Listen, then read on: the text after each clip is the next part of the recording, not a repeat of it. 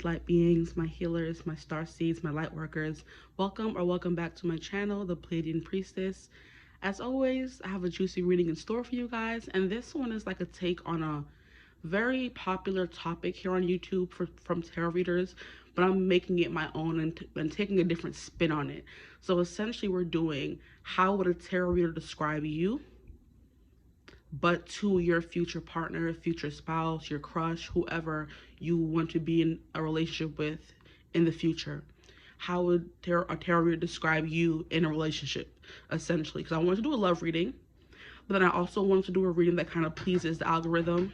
Bruh, sir, what's wrong with you? I tell you, don't start acting up until I'm doing something. Wrong with him. Anywho, yeah, so how would a tarot reader describe you in a relationship to your crush, your future spouse, your husband, your lover, your twin flame, your soulmate? I said to behave. Okay. So you're going to have to choose an option before you get to your reading. So for group 1, we have the Modern Mystic Tarot. This is what the back looks like. I'll show you a card from each deck. And this is what the front looks like. We have Judgment. That's group 1. For group 2, we have the Mystic Fairy Tarot. Okay, and this is what the back looks like.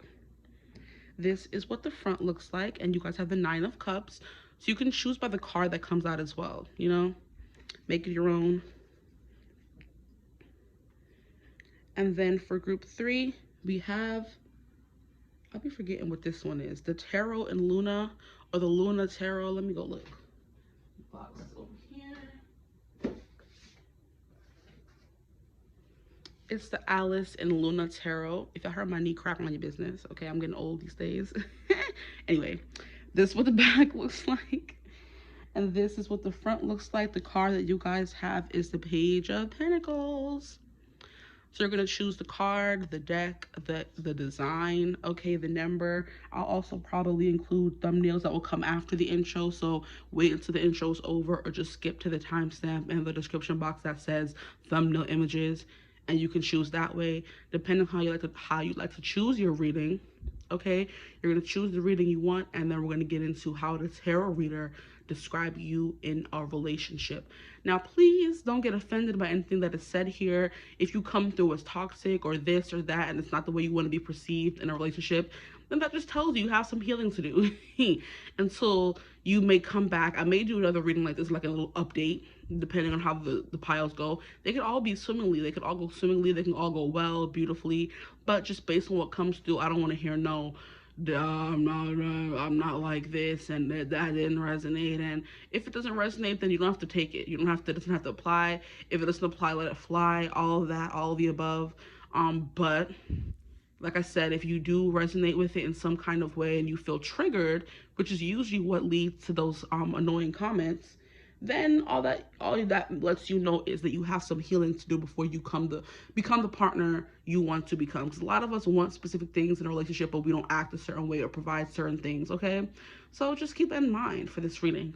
I already cleansed the energy, so we're going to get right into it. Group 1, Group 2, Group 3, choose your pile. And as always, I will see you gorgeous people in your reading. Bye.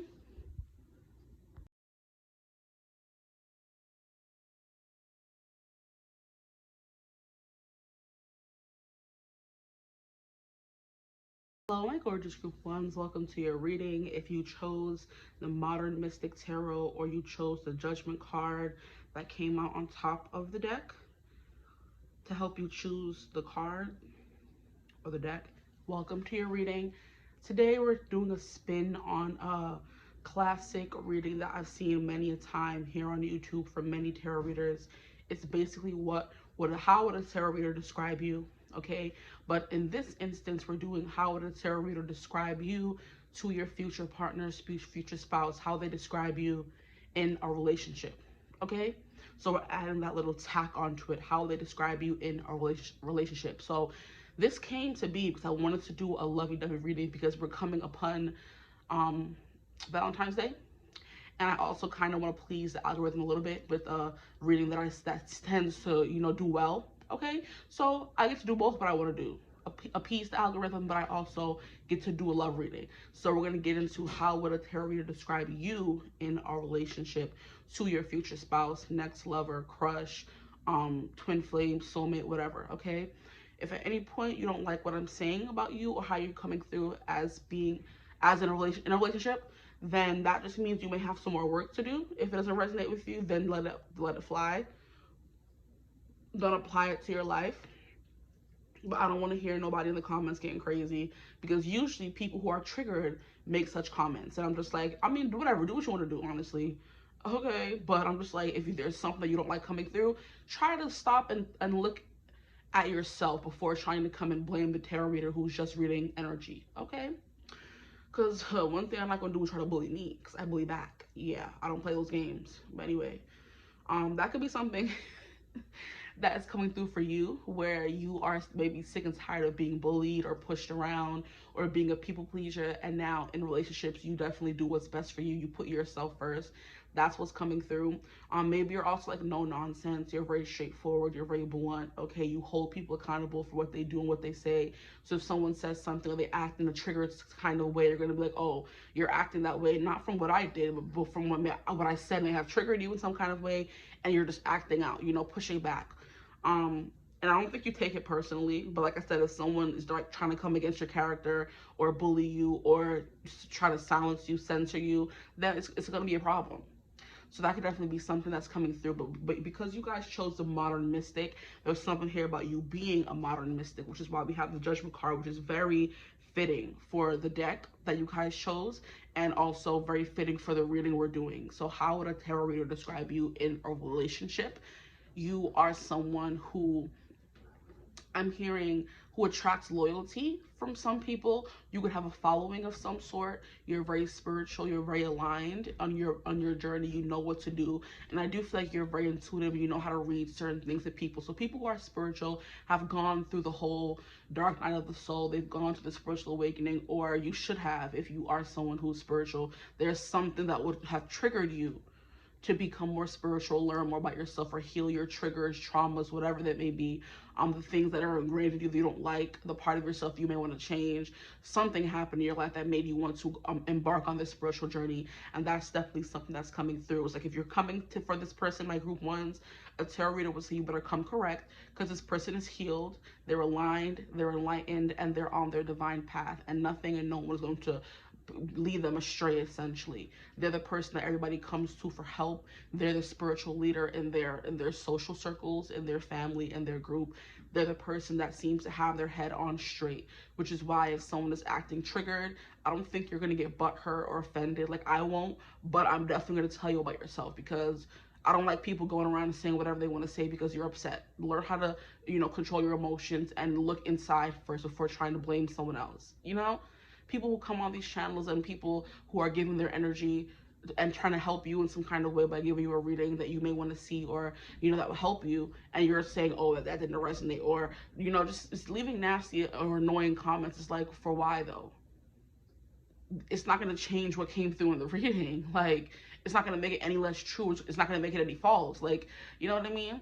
So just that's coming through. You're very no nonsense, blunt, straightforward in the way you approach life and things and relationships, people, everything. Okay, Judgment card is also something here about your voice. You could be someone who speaks publicly. You're a public speaker, or like I said, you're a leader of some sort, where people come and listen to you speak or say things. You could be a tarot reader yourself, honestly, with the spirituality coming through, because Gabriel he rules. I'm seeing the energy, the fifth chakra energy oracle, throat chakra, from the energy oracle card with Archangel Gabriel, and how he rules the throat, because he's a messenger god. He relays the prophecies from God, and that could be something that you do, which is what channeling essentially is. If you're connected to spirit, it's you're channeling messages through them to the collective in some kind of way, connecting to them.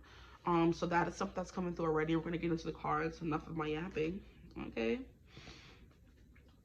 that was my TED talk. There could be something here about blue. So some of you could have really, really pretty blue eyes. You have like a serene or a serenity to you, where whenever someone's around you, they feel more calm. because I love blue. Blue is my favorite color, and blue is also associated with the throat chakra. Exactly, boom, another confirmation for you. So there's something here about your voice and how you speak, the words you say, how you, I'm hearing, what is it saying when you say things in a specific way? The way you dictate yourself? No. Diction is a thing. You have to make your mouth in a specific. It's funny because I'm getting like the way my teacher, when I used to be in chorus in like high school, she would teach us the way to say things fully and sound it out. And I feel like I really needed that because I tend to talk fast and my words get jumbled and garbled all together. So you have good diction, when you're ready, when you're speaking. um it's not annotation either. These weird words are coming through. So maybe you're someone who speaks, and annotations like when you, I believe, like leave notes or marks in something.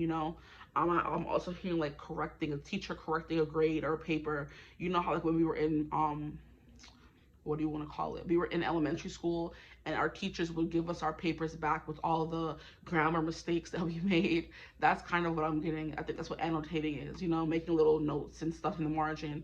But I'm hearing there's something here about the way you dictate or enunciate. Thank you. That's the word I was looking for. The way you enunciate yourself and your words. Um, I'm hearing someone who's very comfortable with public speaking, essentially, whether you're a person or a leader or a group leader or a community leader, it doesn't matter. If the time comes for you to say some words and say a speech, oh, you're very good at it. If it comes to like having words with someone, arguing, debating, going back and forth, oh, you're here for it because you have opinions and you're definitely gonna speak your piece. Okay, so that's what a tarot reader would definitely tell your person. These are kind of hard to shuffle, which is why I'm trying to refrain from shuffling them on camera, but hey, I've learned to deal with these cards over the years. These are one of the first decks I ever bought myself, and it's always been struggling. Maybe they, let up over the years. A little easier to shuffle. We have Four of Wands at the bottom of the deck, so there is something here about you being like very balanced. I'm hearing you would be like a very stable, long-term partner for this person, whoever they may be. Your future spouse, your crush, whoever you're watching for. It's like this is your equal partner. You know what I mean? Someone's gonna do just as much as you. You know how there's some relationships where there's takers and then there's givers. I get that the tarot reader would say you are both. You give and you take. So let's get into it. How would a tarot reader describe my group ones in a relationship to their future spouse, their partner, crush, twin flame, soulmate, all that? Some of you could feel called to group 3. Just putting that out there because the deciding card for group 3 was Page of Pentacles. So I do believe this card came out first. So we have the Sun. Wow. Happiness, joy. I would say you are a very joyful person, and you do bring light and brightness and happiness to people around you. I'm also hearing illumination. So if someone's like in the dark or dwelling in the dark, I do feel like you're the person they would come to help them bring light or shed light on their situation, essentially. So, if someone's hiding something or keeping secrets from you, how a tarot reader would get to the bottom of it and say, it's this person or that person. Or if you come asking them, oh, what is this person doing on the low? Are they cheating? Are they being sneaky? Or what are their intentions? You're the person, whether you read or not, whether you read cards or not, whether you're overly spiritual or not, you're the person that people can come to and get answers, essentially, The next card we have is Ten of Pentacles. I'm not sure how it's supposed to come out, but since the rest of the cards are upright, we're going to leave it. Ten of Pentacles, Two of Swords. You're very decisive. I'm hearing it's hard to change your mind, so you could be a little stubborn. I'm hearing know-it-all as well, so you could be stubborn, a bit of a know-it-all. I hope the cards come out straight when I place them down. If they don't, I apologize. Two of Swords, and then we have Page of Pentacles. Okay. How would a tarot reader describe my group ones in a relationship? So we have Leo coming through. We have the Hierophant. Exactly what I was saying. You're the teacher, the person that has all the answers. People come to you asking you for help. They bow down to you. They follow you. We have everything is fine. You are someone who tends to act like everything is fine, even if your world is falling apart. So they may tell your person that it's hard for you to read when my group ones are upset or going through something because they carry the pain very well. I'm hearing that song by Sam Fisher. It's like, just because I carry it well doesn't mean it isn't heavy and I don't need some help. Sometimes I keep it locked down, but all I want is just somebody who can tell me how it's going to turn out. Because I thought I'd be doing better by now. I thought I'd be doing better right by now. But don't I carry it well? You know? So you're the kind of person that will act like everything is fine, or you would never know how much pain you're really going through. So that would be something they could tell them to watch out for. You're sitting here saying everything is fine. It's fine. It's fine, but it's not. Okay? So it's giving, like I said, a little bit of people pleasing. Now here we have the High Priestess. That is that spiritual side coming through. We have both spiritual cards coming through. We have the Hierophant and the High Priestess. So we may have some High Priests and some High Priestesses in the deck. Okay? Or you embody masculine energy very well, because the first card that flew out for you was the Sun, and the Sun is a very masculine energy. So you could take on your more masculine traits easier, but it could be a little harder for you to take on or show your feminine traits, which would be the I'm hurting, I'm going through something, I need help. You know, stepping up, leading, and helping others is a very masculine trait, and that's something you're good at. Now, if you're like more feminine, maybe being vulnerable, crying, showing your emotions, getting intimate with someone, that's harder for you to do. Okay, and that's what they would tell your person. So that's something that they should definitely look out for. We have the Moon coming through, and then we also have the Three of Pentacles. Now they came out reversed. I don't know if I want to keep them in reverse. I'll maybe read them like that and then turn them upright. And at the bottom, we have Judgment coming back out. So there's definitely something here about judgment. You have good judgment. You have a good sense of direction. I do believe when Spirit says jump, you say how high. There's something here about you not being able to deny the messages that come through, or what they tell you, or the right from the wrong is definitely what I'm getting. Because when you have good judgment and discernment, it's hard for you to do bad things when you know they're bad. You know how some people say ignorance is bliss? You don't have that ignorance. You have to do the right thing at all times, which is definitely something that can be very bothersome or troublesome or burdensome if you're always doing the right thing but no one's doing right by you, essentially, you know?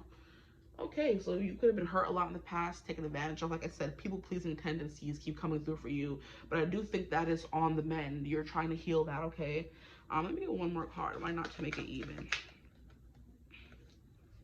I know I keep it locked down, but all I want now is somebody who can tell me how it's gonna turn out. Because I thought I'd be doing better by now. So maybe they would also say you're very hard on yourself. You have perfectionist tendencies. You always think everything has to go well, or you're gonna worry. So you're a little bit of a worrier, okay? And I love how we have the everything is fine card instead of the Ten of Swords. Maybe you guys are doom scrollers. Maybe if you go on social media and see other people who are doing better than you in some kind of way, heavy on the parentheses or the air quotes, because social media is a scam, I would say. It's also an illusion. People only post with the good parts of their life. Nobody's going to be posting, I lost my job today, whoop-de-doo. No one's posting that. It's a place where people post their celebrations. So if you're on social media and it seems like every post somebody posts, their life is going so well, it's like, something isn't right, okay? So there is something here about maybe you comparing your life to other people's life, and you always seeming to come up short or lacking, or wanting, you know? Everyone on your timeline is getting married and you're not. What's wrong with me? Everyone on your timeline is having beautiful jobs and going on vacations, but you're not. Why can't I do that same thing? Everyone on your timeline is rich and abundant or making 6 figures a year. Why can't I do that? You know, everyone on your timeline is having babies. What's wrong with me? Especially if you want to have kids. Why is everyone else finding their partner and having kids, but I can't, you know? But what you don't know is that this person may have a baby with this person one day, and then, you know, 2 years down the line, they're going to break up and they're going to be a single mother, and you're waiting for your person for like, what, 10 years? And that's the person you will be with forever, ever. But you're looking at them having a baby now, when in the future you're going to be the one taken care of by staying with a person forever, instead of them, oh, getting pregnant now, getting married now, getting a divorce 5 years down the line, getting a divorce 2 years down the line. You know what I mean? Stuff like that. You don't understand your blessing. So sometimes they say your rejection is divine protection. So the fact that you're not in a relationship right now or married right now is not anything against you or saying anything about you. It's just that it's not the time, you know? And sometimes it's as simple as that, honestly.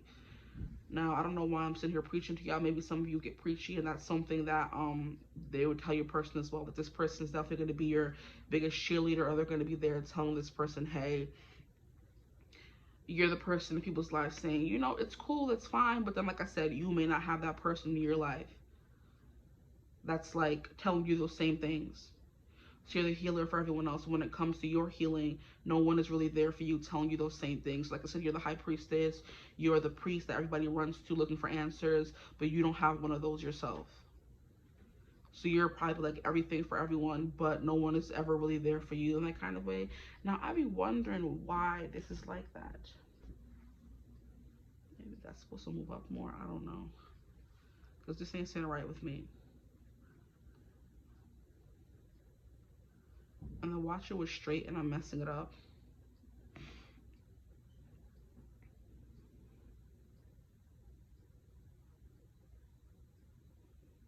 Okay, I'll leave it alone.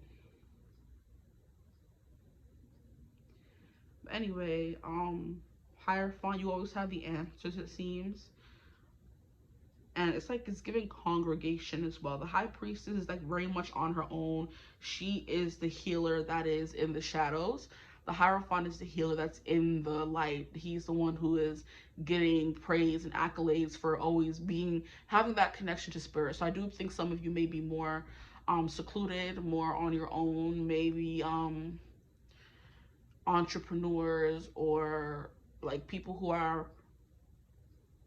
like keep to themselves, you know, who are in the shadows essentially.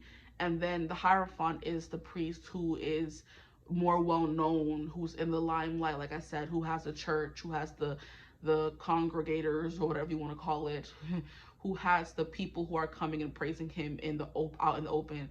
The high priest is definitely more so on the low. So you could have both. You know, there's some things you keep to yourself, or you have like specific one-on-one things that you do with people, and then there's other more work that you do in the light.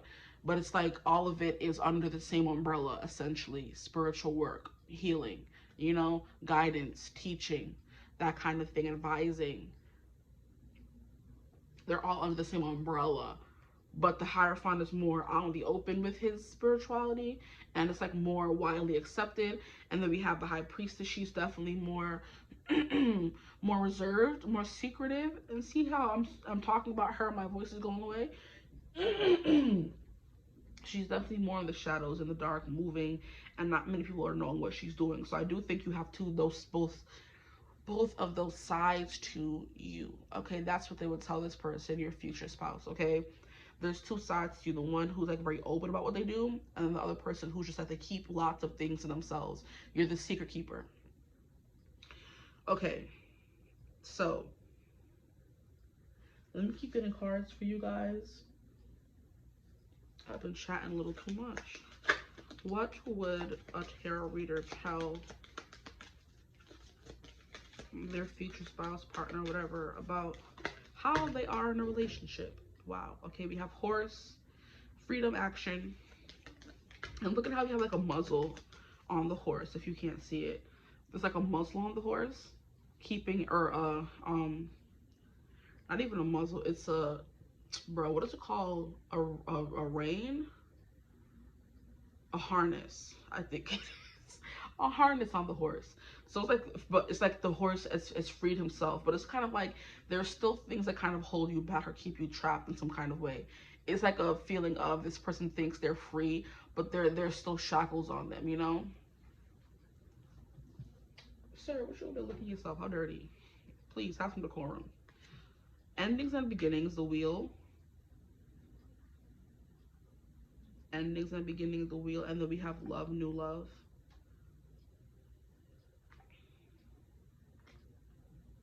Okay.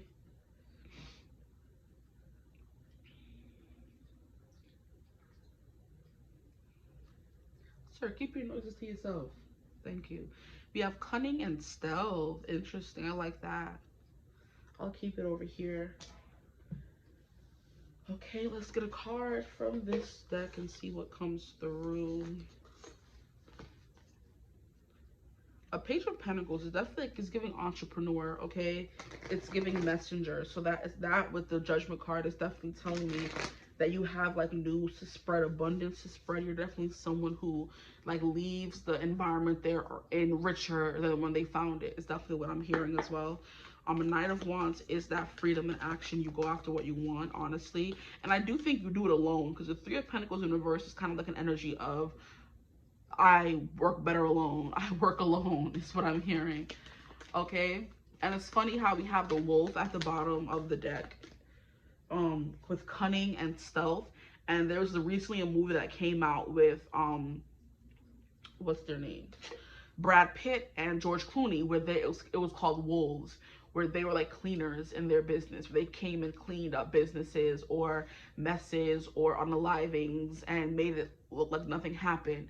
And they would work for the mob and the this and the that kind of thing. And they had no idea either of them existed until the beginning of this movie, when they're both called to the same job and they go on this whole journey of I work alone, I don't need you, I don't need you, until they kind of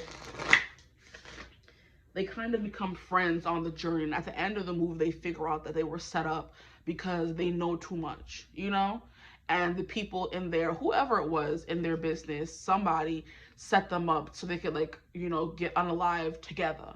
You know what I mean? But it was funny how they were in the same business for the same amount of time and had no idea the other one existed until that moment where they were sent to the same job. And in the end, they find out that, like I said, it was a setup. You know what I mean? So a wolf is like someone who cleans up everyone else's messes, who gets people out of trouble, kind of vibe, that, because that is definitely what you're coming through as, or what a tarot reader would definitely tell your person. I do want some cards from here. You know what? It would have been very smart for me to get the, ooh, I saw a card that fell out. The small version of this. We have the Unseen. That's the High Priestess energy, as well as the Hierophant. I do think the Hierophant's like more of a showman, where he has to make it seem like, oh my gosh, he's catching the Holy Ghost and all kind of stuff in front of everyone to make them believe him. The High Priestess doesn't have to make anyone believe her that she's powerful. People can feel it. You know what I mean? She's not proving anything to anyone with the High Priestess, but the High Priest kind of does that. And that's what I think anyway. So what I have to do is move this chair back. Oops, sorry. And get the cards that fell. I can already see one says Eros. So juicy.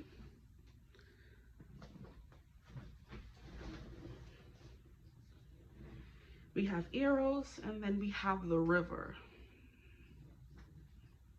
And I'm hearing that song by Bishop Briggs. Shut your mouth, baby, stand and deliver. Holy hands will make me a sinner. Like a river, like a river. Shut your mouth and run me like a river. Soak this blood till the pain starts to shift. That song. We have Eros. Eros is an energy of love. It's the energy of sex. It's the energy of seduction. It's the energy of being inexplicably drawn to something or somebody. So you just have that it factor. You have that X factor. There's definitely something like very charming about you. That's the Knight of Wands as well. You're very good at getting what you want, okay? So I do think you could be a little bit of a brat in that kind of way, where it's like my way or the highway. That stubborn is coming out, and that came through in something. I don't know where that came through, but I said stubborn. And that's what they would tell your person as well. I hope you can see those. Let me get up and see. So it's probably better for me to just sit like this all the whole time, because I can see the cards and how they fell out. Okay. So you can see it. So yes, Eros, and then we have the River. The River is like something that can't be tamed, something that can't be stopped. It is, because every time we see a river, it's something about cleansing as well. That's funny how it's like the Jordan River is where I think Jesus was baptized. And just to let you guys know, maybe in like 10, 18 minutes, the clock is gonna go off. And it's, yeah, just letting you know, because I'm in the living room again. That's funny. I'm talking about Jesus, and it's a Jesus clock, and he just goes off with a scripture every hour on the hour. But yeah, that's gonna happen in time. So don't be scared. It's gonna happen. It's gonna come out of nowhere. Okay. But anyway, like I said, I think Jesus was baptized in the Jordan River. So there's something here about cleansing, baptism, something here about church, heavy on the spirituality here. Maybe you are someone who is, some of you are high priestesses where you do your work in the dark. You're like very much a lone wolf. You stick to yourself. Then some of you have like a congregation. You have people that work with you. I'm hearing organization as well. So some of you could be more in the limelight. Others of you are in the shadows. Or like I said, you do both. But with the river, there's something here about cleansing, but also in every movie ever, whenever we see a river, nothing can hold back the river. And I'm hearing that song as well. When the rain falls down, I promise I won't run. Run like the river. Run like the river. When the rain falls down, I won't run. Run like the river. Run like the river, Megan Trainor. So you're definitely always like, it's kind of like an unstoppable force essentially, because in every, like I said, movie, the river runs, and when everyone falls in the river, they're just like, oh, that person's gone, it's over. Like they're not surviving that, because river is always like deposit into the ocean, and the ocean is vastless and scary and it's deep. Like river is just raging and running, you know what I mean? So it can be something here about you always rushing, you always raging, you maybe having maybe you get upset very easily, or you're just like a whirlwind. Once you get caught up in it, it's hard for you to untangle yourself. And the river and arrows came out again. So there's something here about that, and like sensuality and love, and you know, like I said, sex, and we're 18 plus things. Once you get caught up in that energy, it's hard for people to, I'm hearing, extract themselves from you. So people get addicted to you physically, okay? And that's what they would say. Why do I keep, come on, what's wrong with that? Like my voice keeps going in and out. Maybe you don't want your secrets to be told, but I'm telling you, I'm sorry. Like, I'm helping you. This is what tarot reader would tell your person. This is what some tarot reader out there on YouTube is telling your person about their future partner and how they are in a relationship. So isn't it better you know?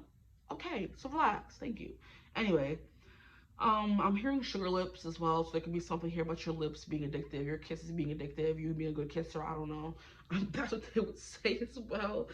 Then we have the unseen. So we have the eyes and the lips. So there's something here about your eyes and your lips. And I did say there's something here about blue or green eyes, okay? And we have the blue or green eyes kind of coming through in this card, in case you can't see it properly. Okay. I'm also hearing you have like a very commanding presence, a little hypnotic, a little scary, a little intimidating. But you know, all in good fun is what I'm hearing.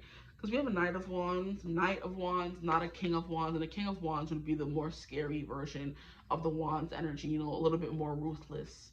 You know, with the Knight of Wands is someone who's more innocent, you know. And we have a Page as well, so someone who's a little bit more playful in their pursuits, you know. So maybe you're creative and you do things very, how can I describe it?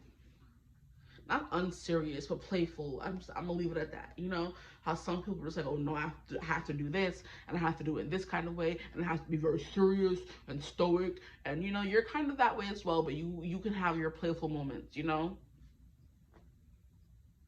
you have your moments of acting like not immature, but you know, innocent.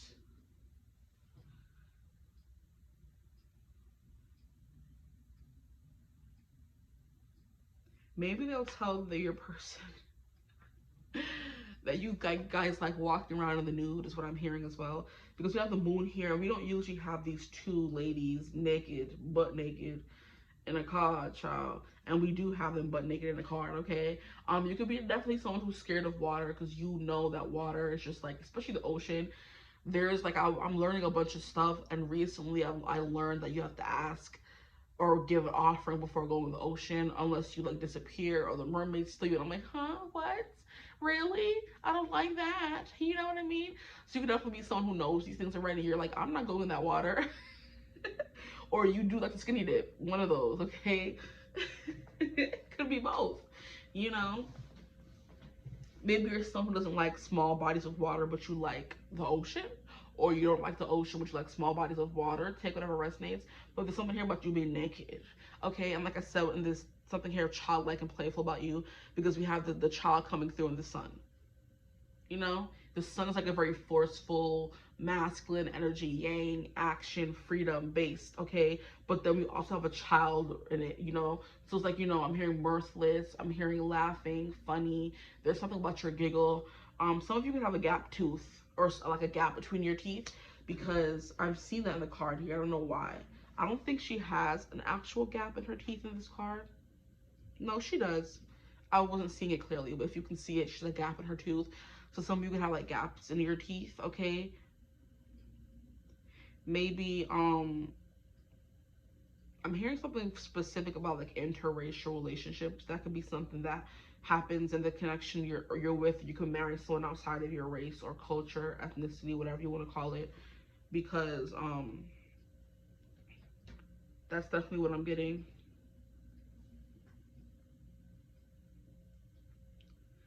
With this family here, we have the black wife, we have the white husband, we have the 2 dogs. It's like your home life will be very rich and full. It's also something they would tell you or tell your person about you in a relationship. Your home life will always be very full. You guys are destined to have kids together, dogs, you know, generational wealth. I'm also hearing you guys may believe in like having your parents stay with you. I know in some cultures it is customary that the parents come and live with the family instead of like moving out or living on their own or going into like a home or something. That could be something. So they're gonna be like, oh, if you're gonna be with this person, you're gonna have to deal with the grandparents and the great grandparents all living under one roof, okay? But it's not giving, it's gonna be stifled. There's not gonna be any room or privacy. I do think it's gonna be like a little bit of a compound, a little bit of a rich home, if you will. So either you're gonna end up having money and having a nice, beautiful, big home, or your person's gonna come and get an expansive little compound. I'm also hearing, usually when this card came out like a long time ago, I would take it as you bringing your family onto a big piece of land that you purchase, and each person is like a house. So you guys have the main house, and the kids grow up in that house. Then when the kids get old enough, you build a house for the kids on the land somewhere, and they never have to move away, because everything and everyone's going to be on the same plot of land, but they have their own privacy, you know what I mean? And then that child will come and bring their husband or wife, and they're going to have kids and their dog, and so everyone stays together. That's what I'm getting. So family is big and important to you, so they would also tell your person, okay? Whew. I feel like I'm talking a lot. Then I go through all the cards. Yeah, 2 of Swords, very, very decisive. I do think they would say you follow your instincts, so just be aware that this person is going to be very intuitive and spiritual, and they're not going to make decisions based on logic. They're going to make decisions based on their gut feeling, their intuition. They may take out their cards and ask their cards really quickly. They may close their eyes and do what they, you know, feel called to do the most. They're not making how they make decisions may not make sense to you, but just go with it. Is essentially what's coming through. So you guys are basically very intuitive, because we have the water behind her. Like you're not making emotions based on the logic of the facts. You're doing it based on how you feel and how you feel called to move and what you feel called to do. Here we have love and we have new love. Over here, then we also have endings and beginnings. So for some of you, this may be someone you've already known before, you've had endings with, and you're gonna have another beginning with them. That could also be something a tarot reader is telling your person.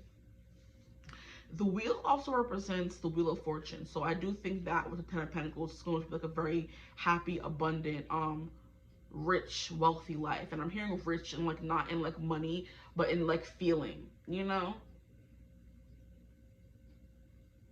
But you are definitely tapped into the unseen, and you go off of instinct, intuition, and not your head, essentially, you know? But I want to read for Eros in the book. Okay, Eros is the I do believe Eros is the Roman god of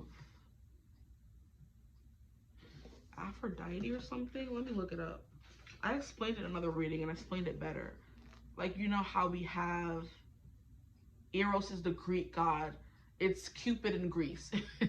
In the Greek mythology is basically what I wanted to say. So, you know, in the Roman mythology, we have Cupid, and then in Greek mythology, we have Eros, okay? That's what I was trying to say.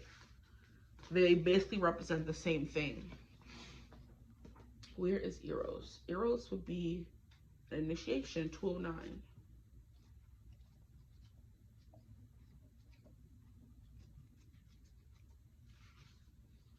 We all put the biggity back. Okay, Eros, love as desire, eroticism, sensuality. We have, though Eros can be depicted as unbridled sexuality and eroticism, a more contemplative understanding of this archetypal energy leads us to the root of desire itself. What do we long for? Why are we awakened by love? What makes us hesitate in the face of intimacy? See, I was saying that earlier. Eros reconnects us with the primal longing to merge with another human being, nature, music, art, plants, food, or anything that we perceive we are separate from. So you're definitely someone who's into all those things. You're a very essential person. We have Taurus energy coming through. We also have Libra energy coming through. We also have Leo energy coming through. We did have it coming through anyway. The Hierophant is Taurus. Yes! That's crazy. Look at that. We also have Pisces energy coming through as well with the High Priestess.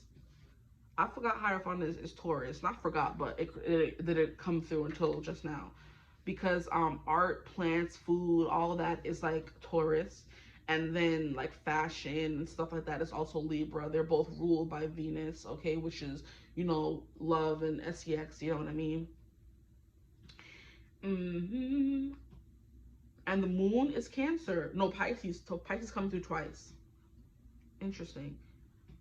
Eros allows us to momentarily unite. Our heart embraces otherness, and in doing so, we further understand our own. Our life force awakens. This card reveals an inevitable initiation into love's labyrinth. So yeah, it's gonna be an adventure. Falling in love with you and being with you, being in a relationship with you. Period. It's gonna be an adventure, and we have love coming through. So it's gonna be like a lot of heart. Like I said, a lot of wealth, riches when it comes to how you guys feel for each other, what you guys do with each other. I'm going to get some cards here from this deck. It's called the Interconnections Oracle deck, okay? By another reader here on YouTube, Love Exists Visions. Love her, Alice. What's up? It just says little basic phrases. For example, they play victim. Let's see what comes out for you, okay?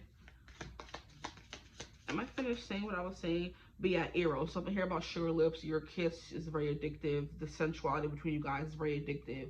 It's going to be hard for them to resist you with something that I'm definitely getting. The unseen is tying into the moon. So you are very Cancerian. You're also very Piscean. You know what I mean? You get people thinking about deep topics and subjects. You get into their psyche very well. You know what I mean? You implant yourself there, and it's hard for them to forget you. You know what I mean? I'm hearing a song coming through. I'm hearing Till I Forget About You by R5, I think it is. Till I forget about, dun, dun, dun, dun, turn the music up now, dun, dun, dun, can I get enough now?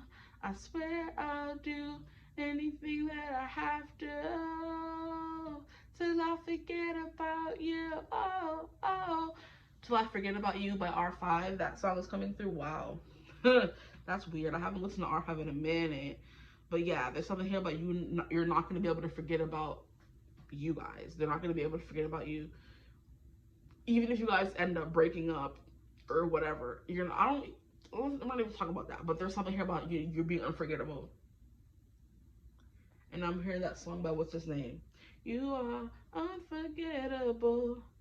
French Montana. Did I get everything? Did I read everything? I'm also hearing there's just certain things that you will do or understand or be about that they'll never understand. And I think the more they end up being with you, the more they may end up understanding it. When they first meet you, you guys first get in a relationship, there are certain things about you that they're not going to be able to understand. The unseen, the moon, the high priestess. You're going to be very private, very hard to reach, very much in your shell, always helping other people, trying to fix their life. You know, Y'all will fix my life. Y'all going to try to be that for everyone. And there's certain things that this person, your person, won't understand until they get to know you more, until you guys have a family, you know. But the fundamentals that came out first for you was the Sun, Ten of Pentacles, Two of Swords. You are definitely very stubborn, very intuitive. You follow your gut instinct, okay? There's something here about you being very resourceful as well, the Page of Pentacles. You're good at business. You're very business savvy is what I'm hearing.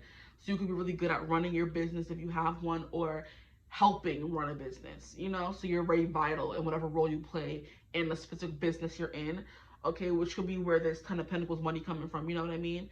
Three of Pentacles is kind of like giving how certain astrologers help celebrities and businesses know when it's the right time to market something, or when it's the right time to launch this product by, you know, maybe doing, I'm hearing the business is astrology, because some people do that. They do the astrology based on when the business was started, the birth date of the business, and they're going to tell them, okay, what transits are happening in the business. Like, there's so many different things that you know that this person could benefit from, you know, and a lot of people have already benefited from. But that's what I'm getting. How I know there's like this one astrologer on TikTok, her name is Marin, and how she like does predictions based on when America was born. So the America's birthday is coming up soon. So it's like, I think America's birthday is like July 4th, 1770 something, child, when we won the Revolutionary War, you know what I mean? And based on that,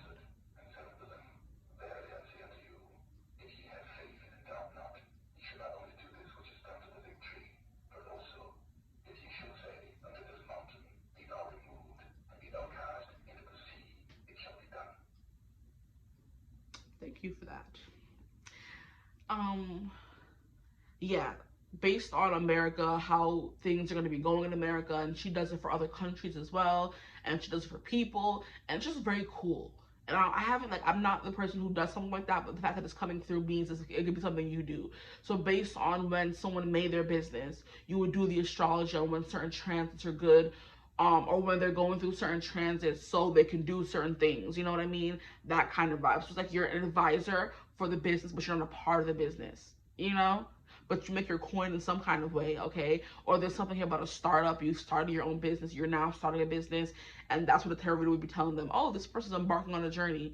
You know, they're selling something, or they're selling themselves. They're trying to find investors or something like that, you know? Because they want this 10 of Pentacles sometime in their life. Or you can already have it and you're starting a new business, you know, that kind of energy. But the wheel is like you're always starting something. You're always going over things. I'm also hearing the Wheel of Time. That's a show based on a book series, The Wheel of Time. And there's something here about you being the dragon reborn. And that was like, I forget his name. Is it Ran? I forget that man's name. But there's somebody in the show who was a dragon reborn, who was meant to take down the evil people and defeat evil, all that kind of stuff. You're giving dragon reborn, okay? And it's funny because in that show, one of his best friends is a wolf. So you could relight that show, that book or the series, you know? I haven't thought about it in a minute, though. I have to go do a rewatch soon. I don't even know when they said the next season's supposed to come out. The days and the years or weeks are going by so fast. I don't even remember when season 2 came out on Prime, you know? But enough of that. I'm going on a tangent. I'm sorry. But yeah, there's something here about that for you guys. Is that all that I'm getting? Dragon Reborn energy, Chosen One energy. Okay. Okay. So what else would a tarot reader tell their future spouse, partner, soulmate, twin flame, lover, crush about my group ones and how they are in a relationship?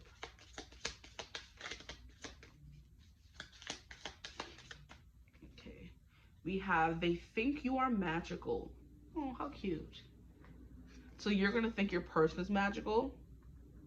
Maybe this is representing you being a Hierophant attracting your High Priestess, and you being a High Priestess attracting your Hierophant. So you guys are each magical in your own way. You guys help each other out.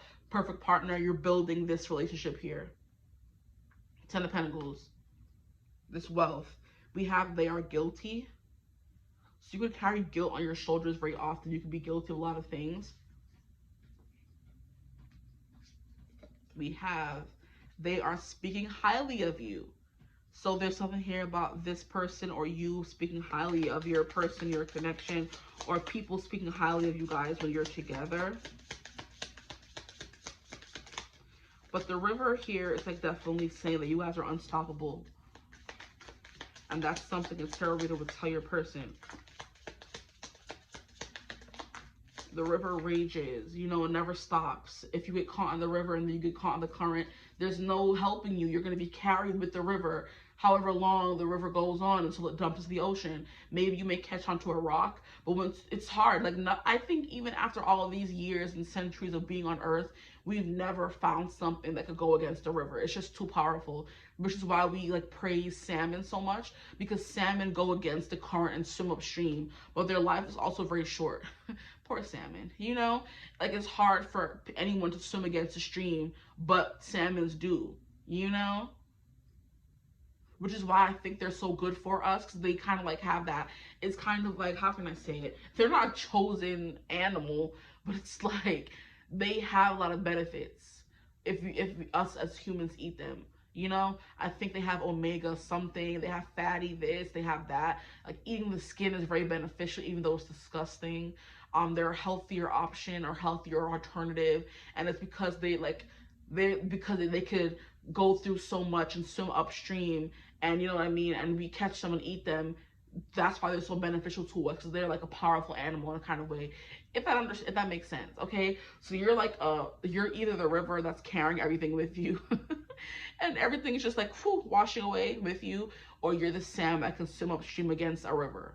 You know, either way you're unstoppable, both ways. Okay, let's get these cards out. Bro, relax. We have they love spending time with you. So they're going to tell your person they love spending time with you. They are guilty. Interesting. You could be feeling guilty about something that's happening in your life or happened in your life. We have you inspire them to change. How cute. We have they love you. Oof. I mean, yeah. Kashaw. They can also tell your person that you're very physically attracted to them as well. It goes both ways, I feel like. They're gonna be like, oh, this person is like very sensual in a relationship. They're gonna want to get it in every day and all kind of stuff, you know, because they just need that, you know, that intimacy, that physical manifestation or expression of love. Maybe that's more important or easier for you to do than, you know, saying your feelings and how you feel. But very erotic is what you guys are, okay? They want to impress you. So there could be something here about you wanting to impress this person. And they're going to say in a relationship they want to impress you. We have they need space. So occasionally you do need space away from everyone, even your person. I love that for you guys. There's no need for you to be all up under someone where you become obsessed and dependent upon them. You need space, you know, sometimes. That's going to be something that they tell about you, that you need space sometimes. Here we have they are codependent. Very interesting. See, like I said, if you see anything that comes through that doesn't resonate for you, leave it alone. If it does, that's just something you need to heal. You're codependent. That's something that can be taken as a good thing. It's mostly a bad thing, because you can't exist on your own. You need to cling to someone, you know, which is why it's like when you are feeling lonely, you immediately jump into the physical part of a relationship, where it's like you need to be more vulnerable to someone. But codependent people are like scared of being abandoned or on their own by themselves, stuff like that. That's something as well they would tell them about you. They just own your business, huh? How rude. And the last card we have coming out for you is they want to hang out. So you like hanging out with your person. Like, I do think you guys are giving me like homebodies, you know? And I'm hearing that song by what's his name? And they are a good influence. How cute. I love these. I wasn't sure how I was going to go using this deck, but I love it, okay? They are a good influence. But I'm hearing that song by, what's his name? Oh, Billy Raffle. It's like, I want to be wrapped up in my favorite place to be, my homebody. And basically the homebody is him. He's like, you know, in the beginning of the song, he says, let me see if I can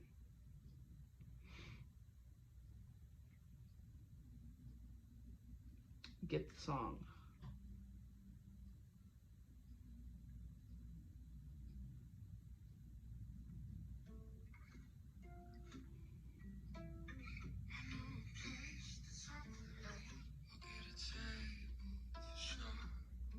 So basically, I'm gonna read lyrics.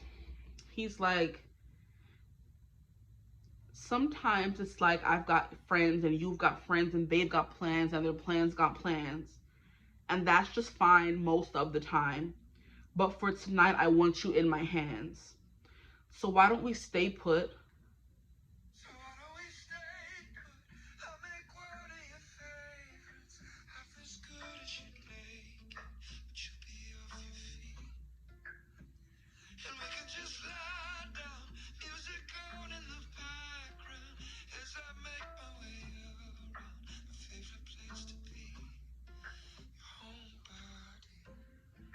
that song is coming through. It's Homebody by Billy Raffle. Billy, Raffoul. And I hope they don't flag my video for that, because I don't think he's a big artist yet. So for him to be like, oh, I have copyrights over this song, don't do that, YouTube, okay? But anyway, that song is very beautiful, and I think that's what I'm saying, hearing with They Want to Hang Out. You're definitely someone who has plans all the time. Not saying you don't hang out, you don't go out, but he's like, sometimes it's like you've got plans, your friends got plans, and there's plans got plans. He's like, but sometimes I just want to hang out with you. And he goes on to say in the song, he's like, why don't you stay put? I'll make one of your favorites, half as good as you make it, but at least you're off your feet. And we can just lie down, music on in the background as I make my way around my favorite place to be, your homebody. So he's like, girl, sit down. Your friends always want you to be somewhere. We always have stuff to do. When we have time to just be, let's just be. I'm going to make your favorite. It may not be as good as it tastes when you make it, but I'm going to make it. We're going to open up a wine. We're going to play music in the background, and we're just going to lay down and explore each other, you know? And that's like I think the glue that keeps you guys together, I feel like. Having those regenerative days where it's just you and that person, you know? But yeah, this person does want to impress you. I do feel like, I think most of these messages go both ways. Just because based on the fact that we have the Hierophant and the High Priestess coming out to represent the connection, or what tarot reader would tell them about you. Oh, you're the Hierophant, they're the High Priestess, depending on the connection you guys have together and who's who. It's a divine union, essentially, you know?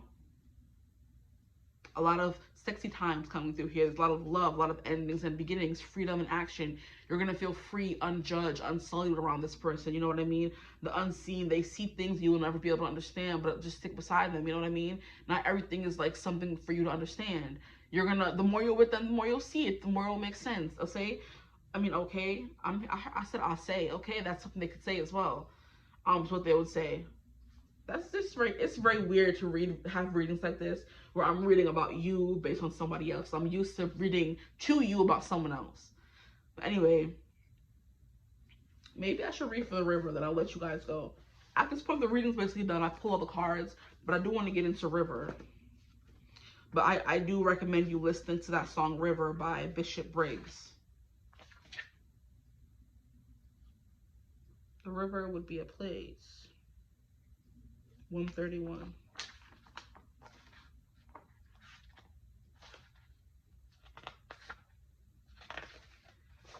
The stream, the flow, the current. There is a reason so many rituals of change and rebirth take place in the river.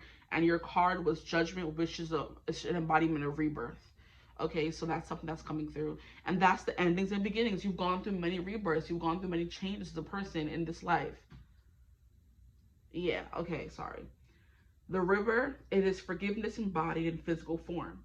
Without asking anything in return, the river washes away what is no longer necessary, smoothing over sharp edges and accepting all of our mistakes and grievances. Once we step in, we are no longer in control. The river carries us further down the stream of transformation than we planned to go. Its waters have a special gift for reflecting back to us new and dreamlike visions. Once the tears have passed, we see ourselves as we haven't before, with a little more lightness, grace, and fluidity.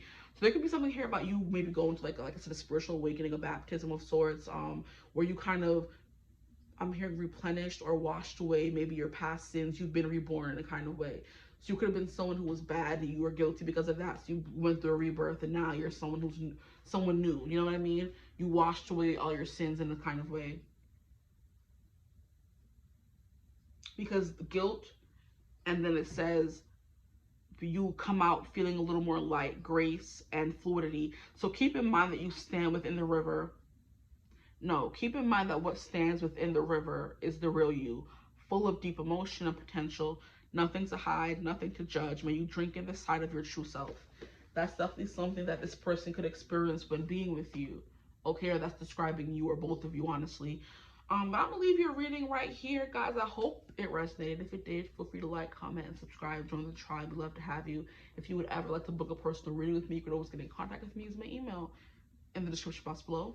But I hope you're having a beautiful, wonderful day whenever you're watching this reading. And as always, I will see you gorgeous people in the next one. Bye.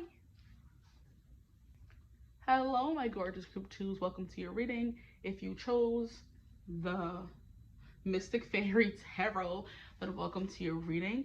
Today we're going to be doing a new spin on a very popular topic here on YouTube. How would a tarot reader describe you? But basically we're going to be doing how would a tarot reader, me, describe you, or any kind of tarot reader, who knows, describe you in a relationship to your future spouse, your crush, your lover, twin flame, whatever you want this person to represent in your life, okay? And for those of you who may be watching this and you're already like married or whatever, you can just use this as confirmation for how you are in the relationship with your future spouse, or or you could have them watch it and say, hey, is this how I am in a relationship? And if they say yes, then you would know it's yes, okay? So, or that it resonates. But I'm pretty sure you'd be able to tell if it resonates just by your own, by yourself. Oh my gosh, I'm getting so annoyed lately. I'm just like, why do I keep jumbling up my words? I'm trying to talk fast, but it's just like coming out blah, blah, blah, you know? So that sound that I just made reminds me of, what's his name? Baymax from Big Hero 6. So maybe some of you are like Baymax because you're big and cuddly and squishy, okay? He was also a healthcare companion, I think it was. He's like, how was your healthcare or whatever? So basically Tadashi made him to help people. He's like a doctor, both a doctor. So he would diagnose you, help you with what you were feeling, and try to make you feel better. And he would say, ba la la la la. Baymax was the cutest freaking thing. Oh, that movie broke me. Oh Lord. But yeah, I'm your healthcare companion. And then anytime he was finished with you, he would have to say, how was your service? And you'd have to respond to him. And basically he would put that in his data, or it would go to Tadashi, and it would tell him how to make things better or whatever, just feedback, even if you will. But anyway, if at any point in this reading you hear something that you don't like, take that as some self-reflection, as maybe something you could help fix or change in your life to become a better person in a relationship. If it doesn't resonate for you at all, let it fly. If you get triggered, that doesn't give you the right to go to the comments and say whatever you want to say, because I talk back, okay? But yeah, so I'm getting a few messages already. So with the fairy tarot, just in general, you are definitely someone who's very ethereal. You're someone who's very otherworldly. You give like mystical creature kind of vibe. So it's kind of like you have that look about you. Maybe you have the energy about you where people look at you and say, wow, I've never seen such beauty. I've never seen anything quite like you tonight, from the script, that song. But it's kind of like, you could be someone who's small and dainty like fairies are. Okay, maybe you have like a little bit of like an attitude because you're like a little bit of a Tinkerbell because she's a fairy. A few things coming through. Like I said, Tadashi, and there could be something here about maybe Japanese culture being very important to you. So anime, or just you're learning Japanese or something like that. Could be like a little confirmation for somebody out there. And then with Baymax as you being your healthcare companion, there could be something here about you being like very efficient in healthcare, or you're a nurse kind of person. You like to hover and make sure the people around you are always feeling good. You always ask them how they're doing, kind of like you cater to them. I would appreciate it if you stop making that noise, sir. Thank you. You don't listen. Stop your smacking. What's wrong with you? Lord, Father, God, help me. Like, does anybody else get annoyed? That could be you as well. You can get annoyed by little of sounds. That's very much me. I'm very, like, I get overstimulated very fast. If people are talking too much, I get mad. If something's too loud, I get upset. Kids are running around. There's too much chaos. I get upset. When people swallow, drinking water, if they're making noise, I get upset. Like legitimately angry. Like I could commit something, that starts with M and ends with R. I could just get very upset. Like that's just me though. I don't know if that could be you as well. You could be someone who's like neurodivergent on the spectrum, because I don't understand why I'm like that. It could be OCD, it could be ADHD, it could be any of those things. It could be neurodivergence, it could be something. But I'm like, those little sounds just piss me off. Like it makes me, like very angry. That could be you as well. That could be something that terrible to your person in a relationship. Just like don't snap, Don't be licking your lips and making noises. Don't be drinking water in front of your person. Like, I know there's something that it's a condition where people get annoyed by little sounds and they get upset. That could be what you guys have. I mean, is it misophonia or something like that? I don't know, but that could be something that they tell your person. So just a few little things coming through. But I'm getting small, dainty, cutesy, adorable. You know what I mean? But maybe you always have an attitude, but you're still cutesy. You know, I'm hearing a little bit maybe alternative, artsy. Okay, there's something here about you, like your look is like very specific to you. You know. And I'm also hearing like 𝐓𝐈𝐌𝐿𝐴 or something like that. That's like one of the how you describe somebody's looks. You know, like when they look like they're not of this world, like alien-esque. If you don't fit in the ethereal, fairy, mermaidy kind of box, you fit in the 𝐓𝐈𝐿𝐴, where you look kind of like alien-esque. It's hard to explain. You know what I mean? That's the kind of vibe that's coming through already. So now that we've got that out of the way, I'm trying to do this before this phone dies, child, because yeah. But let's get into it. How would a tarot reader describe you in a relationship to your future spouse, partner, soulmate, twin flame, whatever? And like I said, if some of you are already married to your person, then this could be your confirmation for how you act in the relationship with them. You could be like, oh, I do that. I am like that. And then that's your confirmation if you want to watch and you're already like married or something. Just to get the extra confirmation, okay? So for my group 2s, please spirit my group 2s. Okay. We have 10 of Cups. Oh, I forgot to show you the card that you guys chose at the top. It was 9 of Pentacles. Wow. Look at how okay. Yeah. It was 9 of Cups. The card that helped you choose when I was doing it in the intro, it was the 9 of Cups. Now we have the 10 of Cups coming through here, which is what made me remember. So 9 of Cups is definitely like a wish come true, but I'm hearing an unorthodox wish, so maybe something you didn't know you needed or wanted. And I'm hearing that song by Neo, you're the best thing I never knew I needed. From Princess and the Frog. That song is coming through. So like, this is your wish, but it came out in reverse. So it was like an unorthodox wish or something you didn't know you needed, but now you're their wish come true. You know what I mean? But yeah, 10 of Cups did come out, so let's just put it there.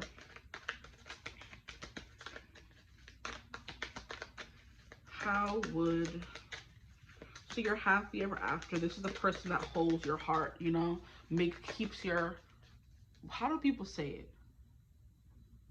That holds your heart in their heart, that holds your heart delicately in their hands. This is not someone who's purposely going to hurt you or say bad things against you. Like, your emotions are safe with this person, is what a tarot reader would tell your person about you. What would a tarot reader say about my group 2s? I feel like I should have shuffled more. Let's do that. Get the energies going. This person will take care of your heart.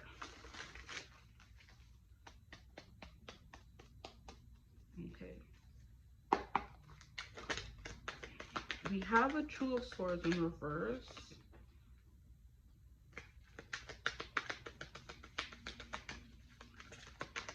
Swords in reverse. How would a tarot reader describe my group 2s to their person 4 of Pentacles? I'm hearing reserved. Maybe there are times when you kind of go quiet and you keep to yourselves. That is that overstimulation energy coming through, okay? I feel like if that message was for you.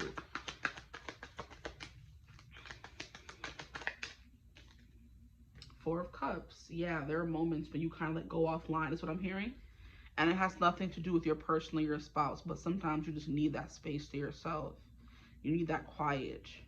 You know, like if you're overstimulated and you come home from work and you were dealing with people talking and snapping and swallowing, oh God, all day, you need to just come home and decompress before you can even give them a kiss or, you know what I mean, or give them a hug or something, because you're still overstimulated. And it's nothing they did. It's just something that you have to do, you know, and that's something they may have to get used to. You coming home and not immediately want to jump in their arms and continue that overstimulation or give them a kiss or whatever. And it's like, I just need some quiet. Okay. Okay. We have the Fool. Yeah, there's something here about embarking on a new journey of emotional fulfillment. So they would tell your person that they're gonna feel a way they never felt before. You know, it's like free, it's light, light as a feather is what I'm hearing. So this person is really gonna be a safe space for their heart.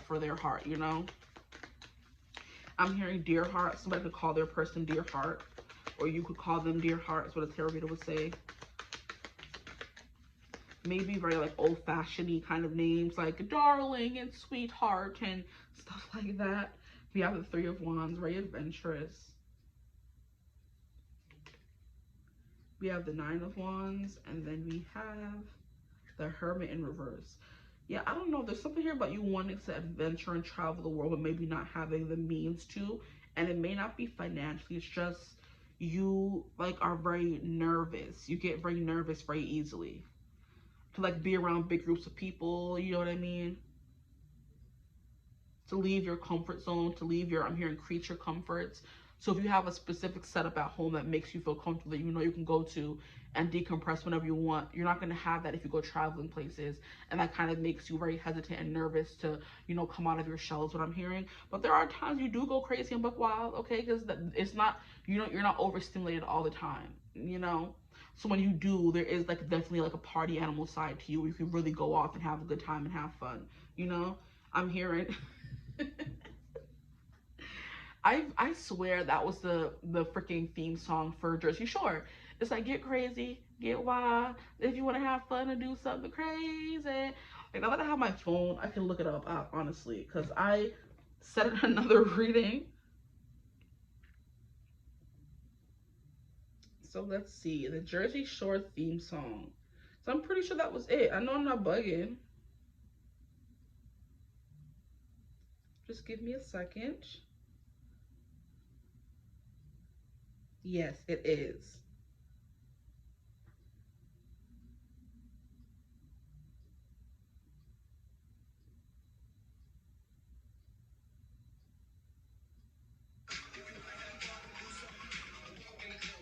Yes. I'm like, I know I'm not crazy. Okay, I like that. Okay, so that's what's coming through. Maybe some of you are from the Jersey Shore. Okay, so you live in Jersey, and you know how you're like a Jersey girl or a Jersey boy. We were always out fist pumping. You could have grown up watching that show, and wanting to experience that carefreeness. So they was getting lit every day, going out drinking, getting drunk, DTFing, all this kind of stuff. You know what I mean? Getting into fights, being very rowdy. Maybe that's something you've always kind of wanted to be inside, deep inside, but you never allow yourself to do that. That could be something that's coming through for some of you. I feel like I need to keep shuffling, so I'm going to keep shuffling. For my group twos, how does tarot reader describe them in a relationship? Someone who's just bursting to come out of their shell. I'm hearing who wants to put work down sometimes. Maybe you're too work-oriented at times. So I do believe if there would be any kind of problems in the relationship, it would be to probably you working too much. And some of you could be healthcare professionals and you're always busy. And when you come home from work or being a nurse or a doctor, after being in the ER, the emergency room, you could be like one of those people who work in the ER. You're just like, I don't want to be bothered. I don't want to talk right now. And this person will just have to give you your space because you live in like a very overstimulating environment at all times. Even if you do come home and that's your person, you love them, you need that space, you know? And that's something that a tarot reader would tell them. Here we have the Knave of Pentacles. Why are all these cards coming in reverse? Like, yeah, little things annoy you because I hate when cards come out reverse. I'm like, why? What do you want? Like, you're making me do all this extra work to sit here and decipher you most of the time. We have a Knave of Pentacles and an Eight of Pentacles. Yeah, there's something here about working all the time. Is this? It needs to come down more. I moved it up too much. Sorry, candle.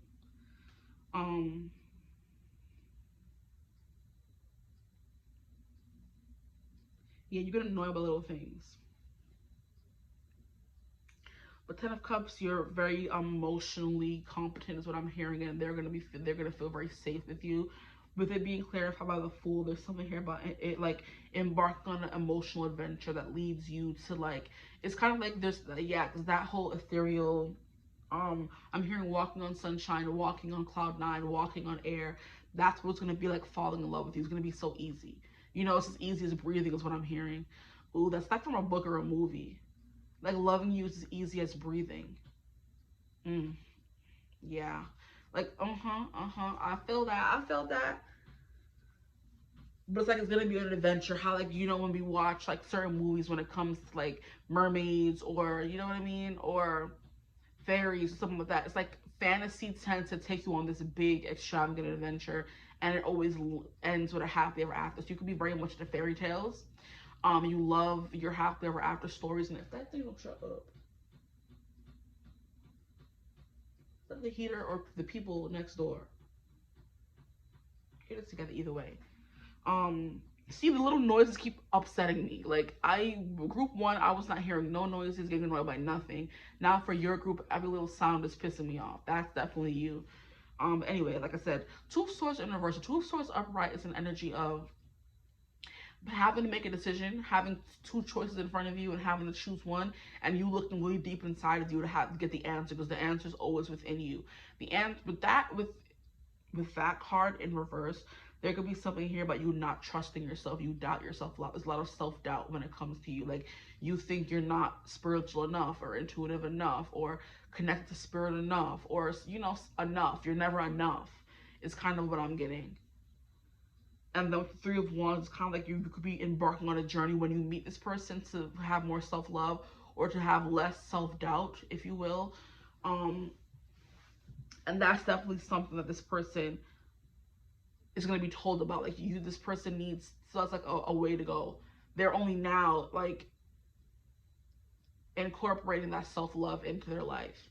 They're only now believing in their self more, you know, or they're going to be doing that when you're in a relationship with them. So it's kind of like, if this person seems a little bit hesitant, it's not because they don't like you, it's because they doubt themselves a lot. Doubt their self-worth is something that keeps coming through as well, you know.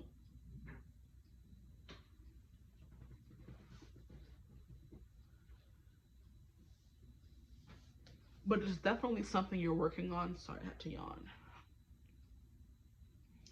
Four of Pentacles, like I said, is that reserved nature. You have sometimes where you kind of like go off into your own mind and you kind of keep to yourself. And there could be something here about you like being very, not stingy, but you save things really well. So maybe a hoarder is also what I'm hearing.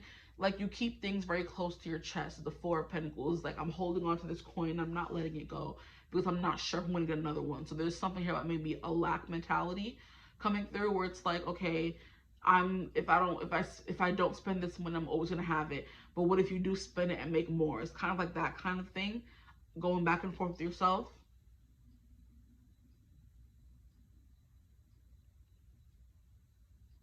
Like, she has all these riches and all these foods around her. I'm also hearing body picking. So you can like pick at yourself a lot. Pick at your hair, your skin, your nails, your eyelashes is something that I do a lot. You just like to like pick yourself, you know. And I don't know what that is, but there's like a video that I have saved on YouTube that's like, why you always picking your body. There's a reason behind it. I don't think I've ever watched it because like, mind your business, but I'm gonna get around to it one of these days. Okay, so in this card here, she kind of like has all that she needs. She has all the food, all the freaking fruits and everything. But she's like just sitting there. She's not eating them or using them or doing anything with them. She's just hoarding them, you know? Like saving it for a rainy day that may never come. You know, it's better to eat them and they'll always come back instead of like save them and have them waste, you know? Now we have the Nine of Wands in reverse. I'm hearing apathy. I'm hearing forlorn. I'm hearing maybe like depressive episodes, or where you kind of go into like your shell and don't come out for a while. But it's definitely something you're working on is what I'm hearing. It's definitely something that's out of your control as well. You never know when it's going to come. Nobody ever knows when they're going to go into a depressive episode. So you just have to kind of like live life to the fullest when you do have that clarity of mind, which could be what this Two of Swords is. Maybe your mind is always muddled. most of the time, or like how they used to describe allergies in those commercials where everything is like foggy, but then as soon as they have like Claritin Clear or whatever, the world would be clear again. You know, like when you're sick and you can't smell anything, your senses are dull, your nose is acting up, your throat is itchy and hurt and annoying you, and you can't enjoy life fully because there's that fog over you. And then when you're not sick, it's like everything is clear. You know, it's like, I can see clearly now, the rain is gone. I can see all the obstacles in my way. It's gonna be a bright, sunshiny day. Like those commercials when we were kids, child, it was just a trip. But that's what's coming through. Like when you're out of that funk, you're adventurous, you're going after your goals, you're like, you know, exuberant in nature, you're like a firecracker. But then when you do have those depressive episodes, it seems like you're more like muted, is the perfect word to describe it. And that's kind of what's coming through here.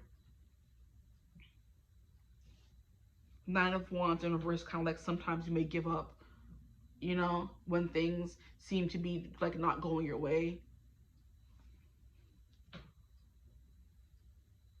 I'm hearing you brood. Or stay in like a sad energy for too long, you know? I'm also hearing like you get discouraged. Like I said, something about like not believing in yourself, self-doubt. Because I'm just getting how when you have like a lot of things to do in life and you're just listing off the things you have to do, how it just makes you not want to do it. That's the kind of vibe that I get from you. Like there's so many things you want to accomplish, like analysis paralysis, where you're too busy thinking about everything instead of doing it. And when you do that, you put yourself in this stupor or this funk of, I'm never going to get all these things done. But it's better to like have one thing off your list done instead of sitting here thinking about doing the list. Just get up and do it. You know what I mean?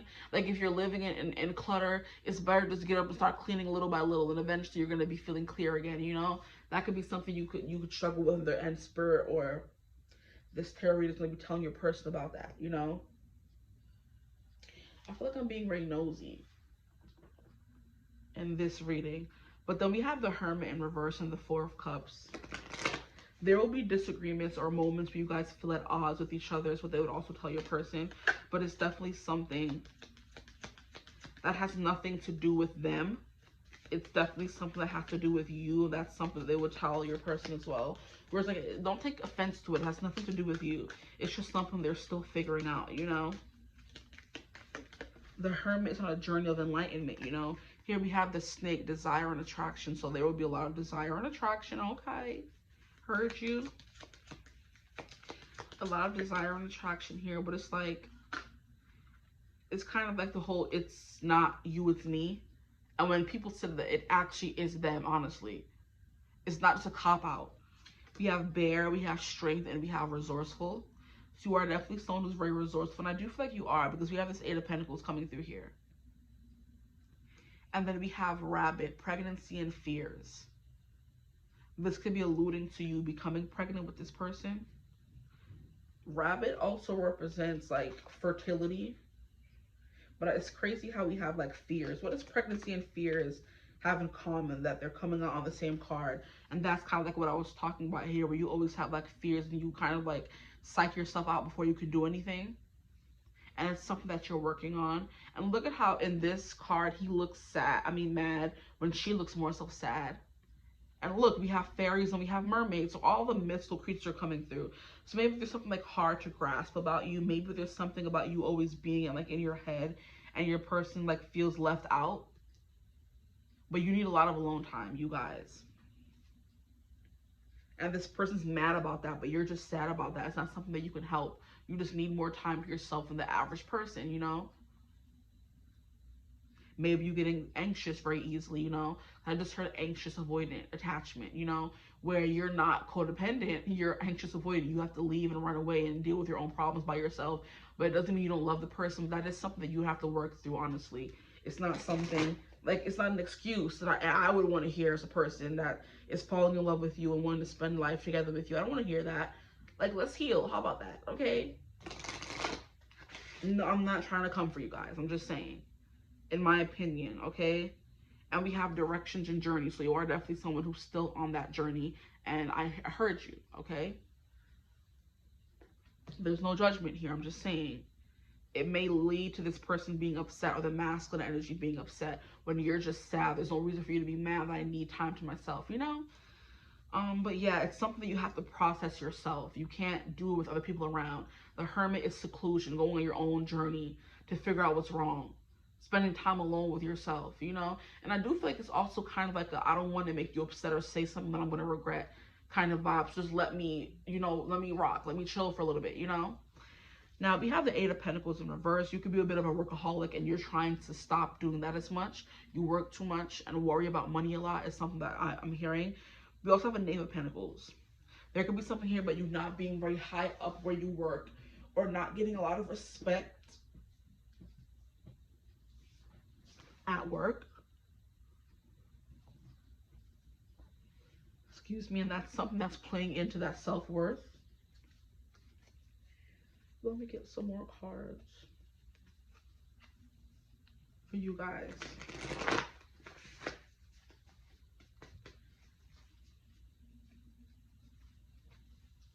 This is a very interesting reading. Oh no. Maybe some of you are going on a spiritual... Yo, this is the second time that these cards have fell when I've been shuffling them. Every other deck is fine, but these want to be acting like a fool. Like, don't think I won't beat you up. Like, I will. I fight cards. I do. I forgot what I was going to say. The Fool is like the start of a journey. So there's something here about you maybe going on a spiritual awakening journey right now. And that could be what the directions and journey is. You're still trying to find that direction and where you're supposed to go in life. So if this person were to find you right now, as I'm doing this reading, your person would have to know that, hey, this person is still finding themselves. Give them some grace, okay? Don't get you crazy now. Let me get this card that fell. Come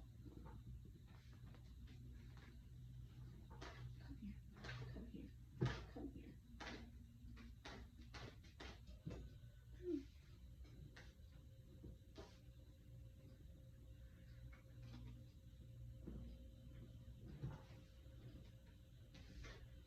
Okay, I'm just gonna get up and get it. We have the Animal. And what I'm hearing, that's like a wounded animal that runs away when we try to help it. That's the vibe that I'm getting from that card specifically. Let me just get these cards that fell, guys. Give me a second. I don't know why these cards have beef with me. How much do I have left? 20%? Like, these cards have beef with me. Because this is the second time they done fell. Okay, so we have the Village. And immediately when I heard this song, I mean, when I saw this card, I started hearing The Village by Rabble.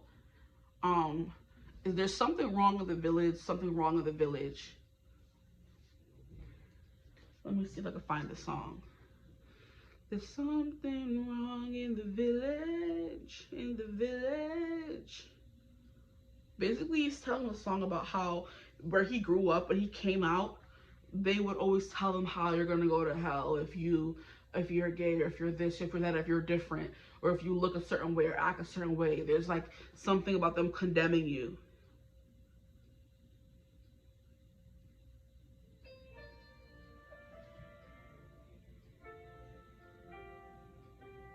Because her heart can't take it and she might not make it. They say, don't dare, don't even go there. Cutting off your long hair, you do as you're told. They tell you, wake up, go put on your makeup. This is just a phase you're gonna outgrow. There's something wrong in the village, in the village. They stare in the village, in the village. There's nothing wrong with you. It's true. Let me keep playing this song. I hope YouTube don't flag it because it's so beautiful. How his family, or in the storyline of the song, they're telling him, don't tell his grandma, don't cut off your long hair, keep putting on your makeup, that kind of stuff. Keep doing what you were supposed to be doing the whole time. You can't come out because grandma won't make it. And he's saying, instead of there being something wrong with him, there's something wrong with the village, for you to tell someone to stop being who they are. You know what I mean? And it's also kind of giving you when you have anxiety or depression, people tell you, oh, it's fine, it's a stage you're going to outgrow, it's something that's going to go away. Or if you go to church or do this or do that, you know, it's going to go away, you're not going to feel it, you know, put your faith in this person or God or whatever, and it's going to go away. And it's like, that's not how it works, because literally depression is like it's a bodily function. It's chemicals going wrong or all wonky in your body, and you literally can't help it no matter how much you go to church or pray. You know, so it's like, it's something people tell you, like, you're gonna outgrow it, but it's like, there's something wrong with the village, there's nothing wrong with you. Okay, that's basically what the song is saying. So if you want to hear the whole song, go listen to it. I hope YouTube doesn't flag that part, so I'm gonna have to go and like find it and then cut it out so it doesn't, you know, say, oh, copyright or whatever. But that's what's coming through for you guys. Okay, there's something wrong with the village, not you. So I do feel like there's like some struggles that you, or a background you could have come from, or a family you could have come from. It's kind of giving me like Chaperone's story, how in a lot of her songs, she's like, her mom would gasp or be ashamed or ask her why she's doing this. It's like Pink Pony Club, you know, she's saying, Mom, I'm gonna keep on dancing at the Pink Pony Club, but this is the first place I came to where I felt like myself. I could dress however, I could do whatever. And I'm also seeing how in the she was on the Christmas holiday special with Sabrina Carpenter, and I think Sabrina said, you guys, you look amazing, when she came out in like her regular, no full makeup, no hair, looking crazy. She's like, I feel very straight, I look very straight.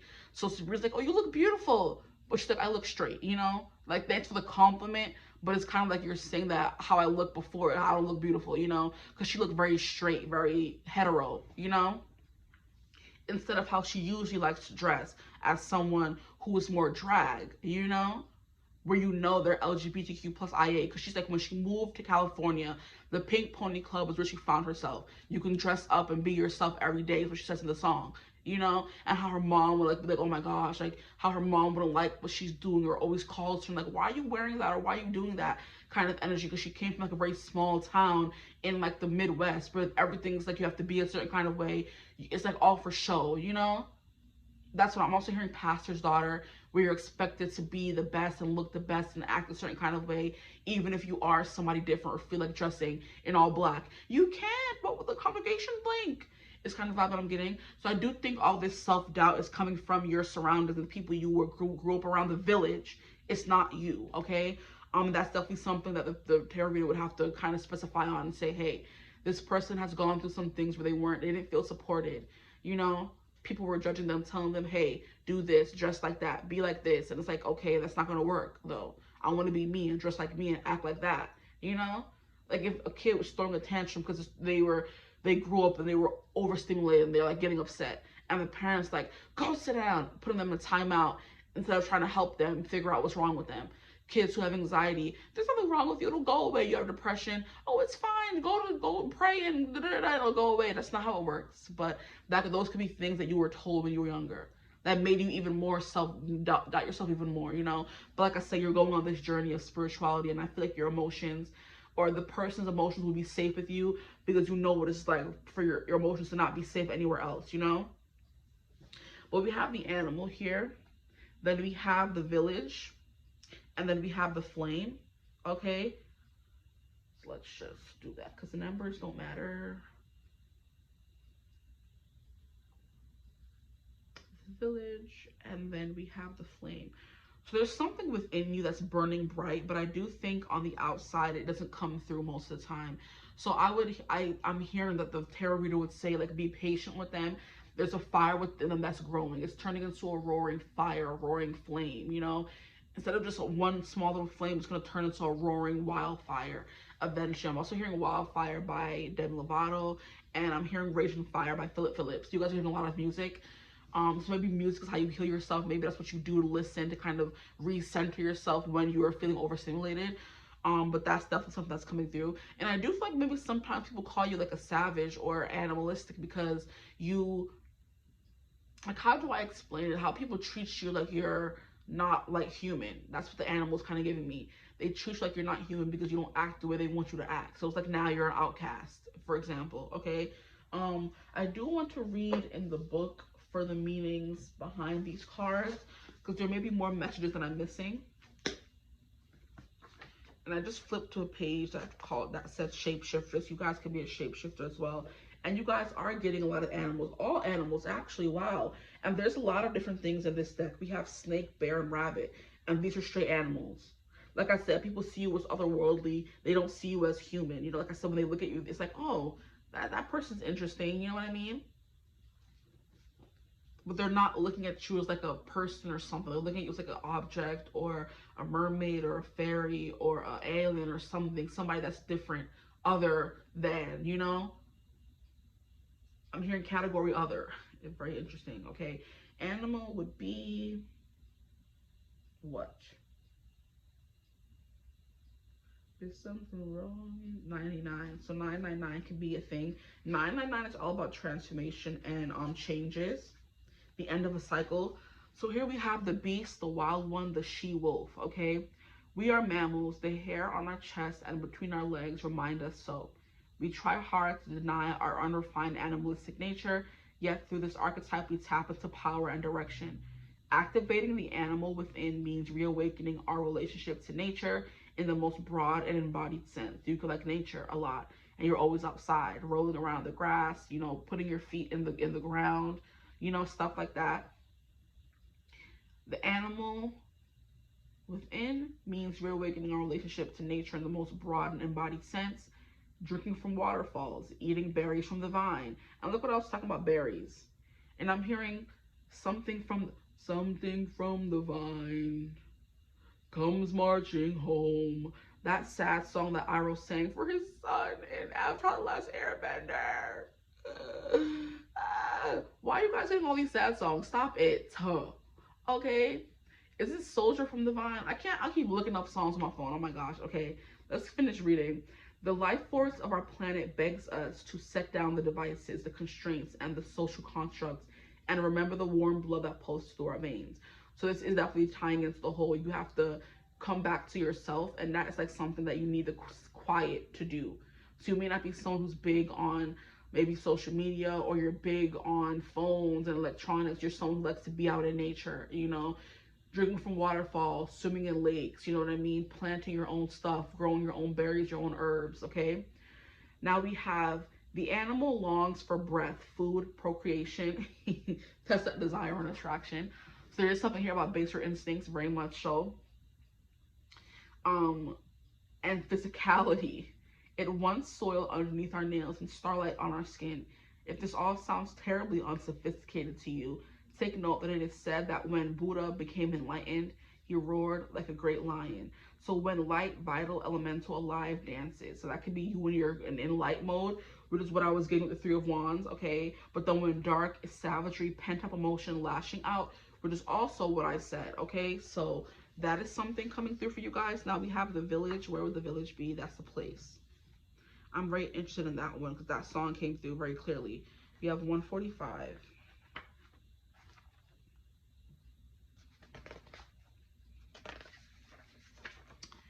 The hometown, the family, the tribe.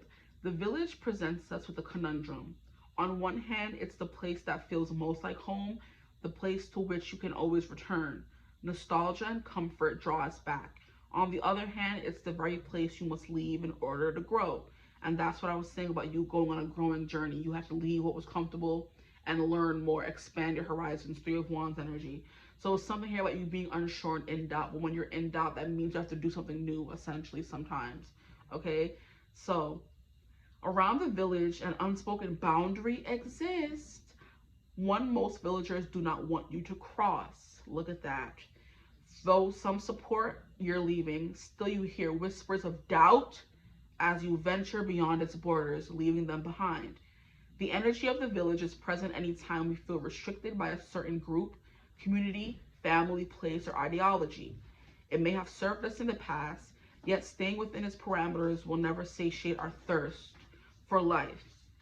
Thank the village for all that it's provided, knowing you will someday return, but for now the world awaits. Okay? When light, intimate, rooted, intergenerational, communal, when dark, small-minded, gossipy, trapped, and restricted. Okay? Let me just get up real quick to make sure we're still recording. 10% battery left, but we're still recording. Okay? Now we have the flame. I just keep hearing, I think it's Soldier from Divine. Comes marching home. Let me look it up real quick.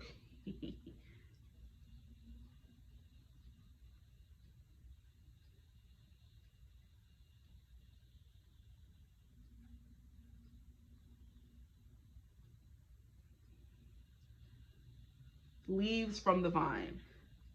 From Avatar The Last Airbender, like leaves from the vine, come marching home. It's such a sad song. But yeah, that could be something about that. Something about loss, something about grief. Mourning could be something coming through. Now we're looking for the flame, and the flame would be a what? The Tool, so 167.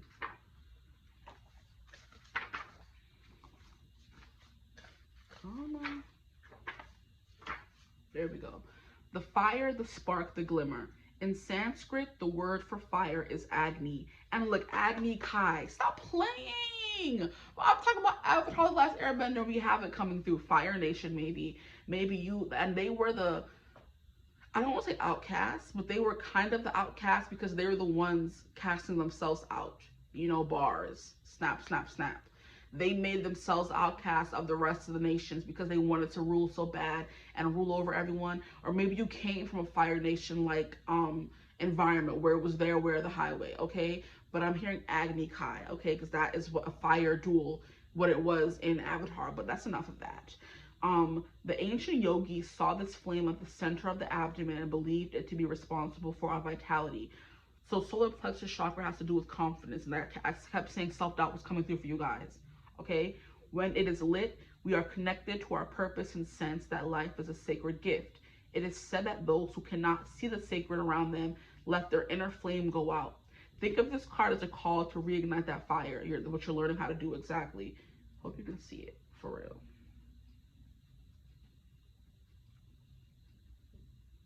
To cup your hands gently around those things you've forgotten and protect the flame. No matter how harshly the winds around you blow, it could be an inner archetype that begs you to light its wick. It is likely that the poet, the mystic, or the shaman would call to you within the language of the flame. And when light, health, mental clarity, good digestion. So maybe some of you are trying to be your own Baymax, or you need a Baymax. You're like a healthcare professional in your life that's important to you, or you are the healthcare professional, and that means that you tend to abandon what you need because you're always taking care of everyone else. That could be a thing as well. But when dark, excess heat and anger, complete darkness, which is also coming through when you're reading a little bit as well. So we have the poet, that could be an archetype that you resonate with, the mystic or the shaman, okay? And it could be you grew up in a, bruh, why do I always forget to warn you guys? But yeah, there could be something here about you being more spiritual, being a shaman, but growing up in a spiritual or a religious household, and you being seen as, oh, what are you doing? Don't bring that in here. You know what I mean? That kind of stuff. So that could be what you definitely resonate with. And you have to leave that, because they did say with the village, there's a line around it that's stopping you from growing. But sometimes it also represents safety. You know, you want to be welcomed by your family or loved by them or accepted, but sometimes you got to just leave and do what's best for you, which is why you're very strong, because you've done what you may not want to do, but it's always what's best for you is what I'm kind of feeling like. But there are a lot of fears that surround you is what they would tell your person. Now what we're going to do is get more cards for what they would tell what the tarot reader would tell your person about you. They're going through something. Oh my gosh. Yeah. They will reach out soon. And that's that thing about having to be on your own and abandoning the people and them getting upset, and because you're not communicating well. Maybe you have communication issues. That's that, like I said, anxious avoidant, where you just disappear and leave. You don't explain why you have to leave, which is why the tarot reader would have to be the one to tell them why you're leaving. You know what I mean? Okay, another card flipped over. We have they have a problem with using people. Oh my. And that could be that snake to tempt people to do things. You're a temptation. You're very tempting. We have they are hiding a secret. Very interesting. What else would a tarot reader tell your person about you? The angels support this connection. What card flipped over in the deck? We have this connection needs boundaries. And that may be you saying that you need boundaries from your person, or the other way around. I'm not sure. But like I said, there are moments when you need to just be by yourself. And that's something you'll have to communicate with your person. You know?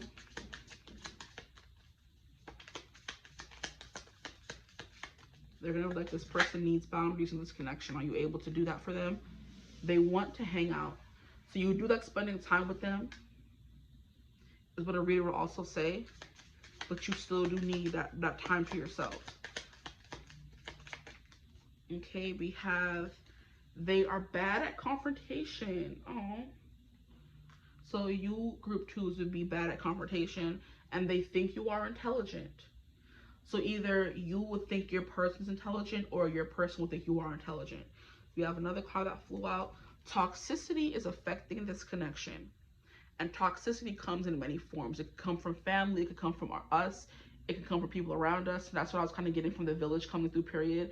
There's something here about where you come from that has you doubting yourself and not feeling or fearing or anxious or depressed, something like that. Bruh, move. Let's get 2 more cards, please. Is this 2? No, 1. We have they are petty. Oh, these cards are rude. One more card. Thank you. They are obsessed with you. Very interesting. So that's what they would say, that you're obsessed with them. This is a very, very interesting reading. I'm just like, okay.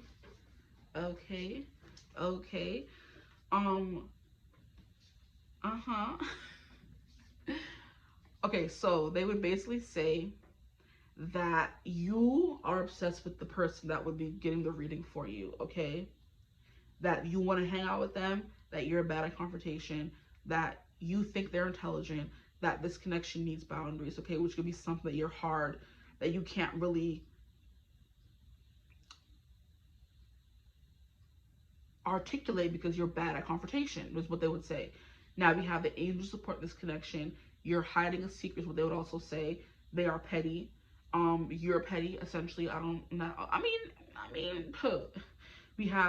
have a problem with using people. Like I said, if you feel triggered by something, look within yourself or let it go, because it's not for you. They will reach out soon, so you will reach out to them soon. We have, you are going through something and toxicity is affecting this connection, okay? So I'm going to leave, and you are better off without them. How rude. Interesting.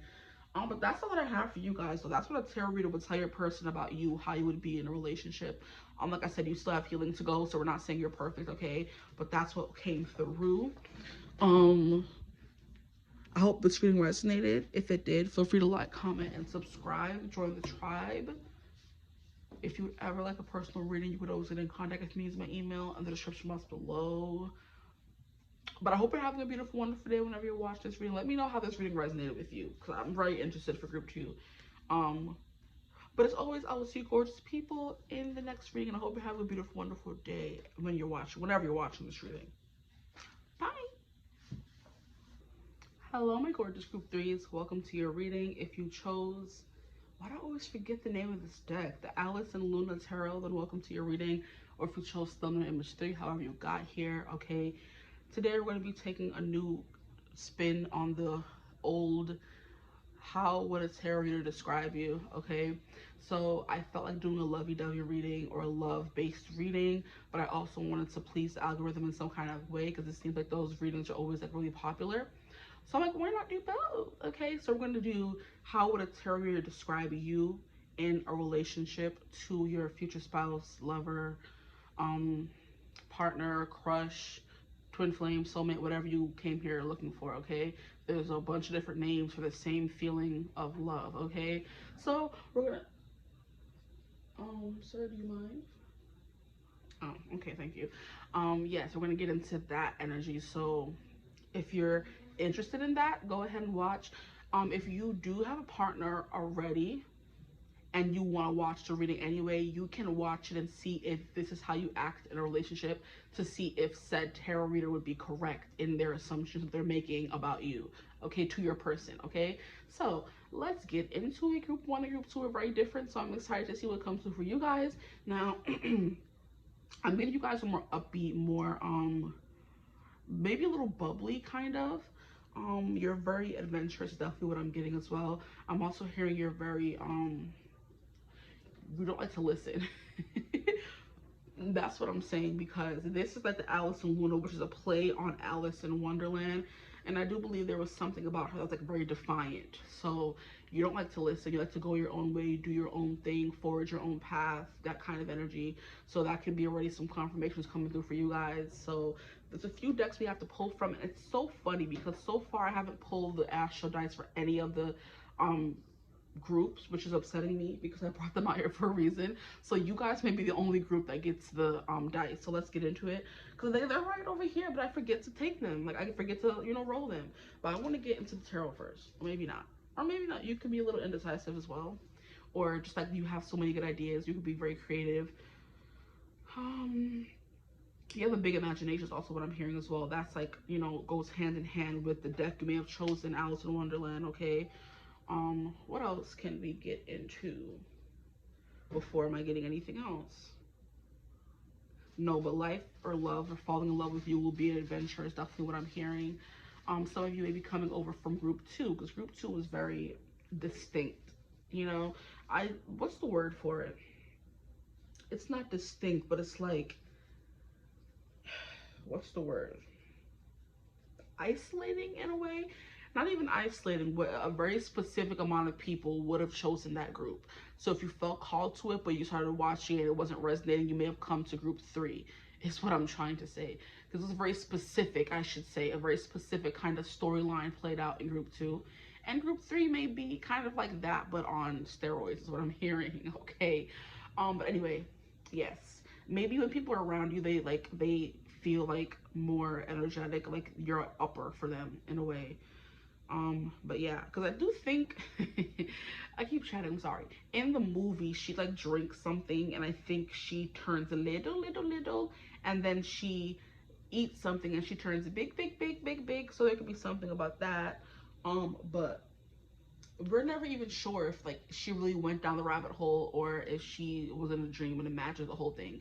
So you could be a bit of a character, maybe you exaggerate things, you're very dramatic is also what I'm hearing, maybe. So we're just gonna see what comes through. You could be also very entertaining. You could be an entertainer, period. You always have funny stories to tell. People can never tell if you're making up the stories or if they actually happen to you, you know? So let's get into the reading. I'm gonna pull some cards, then roll the dice, okay?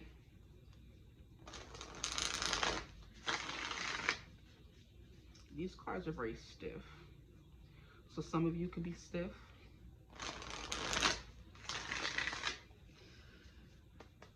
Whatever that means. I'm hearing in that is what I forgot his character's name. We have the lovers at the bottom of the deck. From the Divergent series, how the guy would always call what I was about to call her Katniss Everdeen. That is crazy. That is not even the same book or movie series. So some of you could be Katniss Everdeen's. Okay, you're very defiant, and that's what I was saying, right? And Triss was also very defiant when it came to the end, when she first, you know, became, what's it called, joined, what was Dauntless. She was very much a stiff, you know, because she came from abnegation, which they're very much, you can't look at yourself in the mirror too long, you have to appease others and take care of everyone else, selflessness, you put everyone else before you kind of vibe. You can't be too for yourself or too self-absorbed, or you can't call yourself pretty or da-da-da-da. It's basically what that story was about. But then we have Katniss Everdeen, where she was kind of oppressed and had to become the spokesperson, or the, what can you call it, the symbol for freedom in her district, you know what I mean? Or for everyone in every district. But yeah, there's something coming through, but that you're very defiant. But that's what the guy called Triss. He called her stiff, because I think the people from abnegation were meant to be stuck up and, you know, holier than thou, or very boring, so you call them like a stiff or a stick in the mud. But I do think maybe people think you're that, but you're not. It's kind of giving me the person who looks innocent and like they do everything that they're told, but they really don't. So there could be something here about that coming through for you guys, where you look like you'll do whatever anyone says, but that's not really who you are. And I do believe they each actress for the for Katniss and for Tris had like a very cutesy, adorable look about them. But they also turned out their character was the opposite of what they look like, because what's her name? Jennifer Lawrence like has like very chubby cheeks, okay? And you know, that goes against her very, you know, defiant character of Katniss. And then we have Tris, who looked very innocent and cutesy, because Shailene Woodley always does, you know, look very innocent and young for her age. But then she was also the figurehead, that's what I meant to say, the figurehead for the revolution, each of their books or movies, whatever you want to call it, series. So that is what's coming through. But these cards are very stiff and like firm and, you know, good quality, good stock, okay? So you could come from good stock. Is what I'm hearing. Okay, good shuffle as well. So let's get into it. How would a tarot reader describe my group threes to their person? How they describe them in a relationship? We have the Ace of Pentacles, new beginnings, new experiences. I'm hearing offerings. We have the Seven of Wands, maybe, yeah, very defiant. Like I said, you like to, I'm hearing stick up for the underdog, but you also like to defend yourself.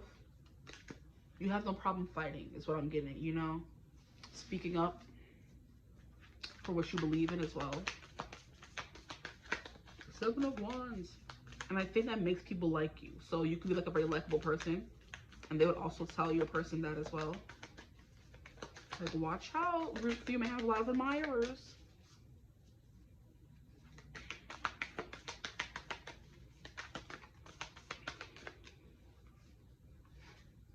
We have the King of Cups. I'm hearing very nonchalant, very laid back.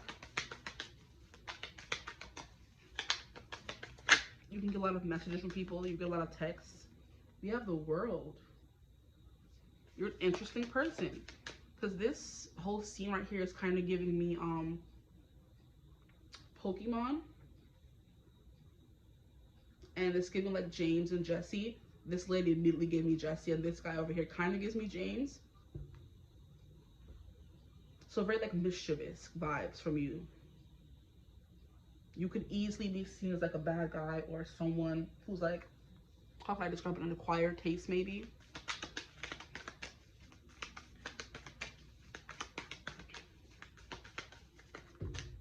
I'm hearing a delicacy, too many cards. Group 3, how does tarot reader describe my group 3s in a relationship to their person? We have the Sun, Eight of Swords, Four of Wands, Page of Pentacles, Queen of Wands, and then we have the Sun. At the bottom of the deck, we have the Eight of Wands. Yeah, I don't think these are supposed to be in reverse, even though they fell in reverse. I'm hearing you always look on the bright side. So even if things come out in reverse, you're always going to make it like a positive instead of a negative. Eight of Swords. Look on the bright side, even though the Eight of Swords means the direct opposite of that. We have Queen of Wands, very confident. I feel called to put that there. Sorry. And this definitely makes sense. You're an overthinker, the Queen, and the King of Cups. So I do feel like you come through as someone who's like very sure of themselves, but when it comes to your emotional realm, you do think a lot and have a lot of worries. Very worrisome. One more card, please. Can I get a clarifier for the Sun? We have the Chariot. And at the bottom, we have the Page of Cups. So you have like a mix of kings, queens, and pages. So I do feel like you are someone who would take on a lot of personalities, different personalities.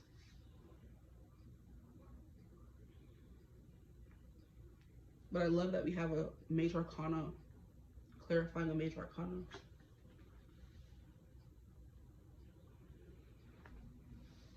Okay, let's get the rest of the cards out before we get into it.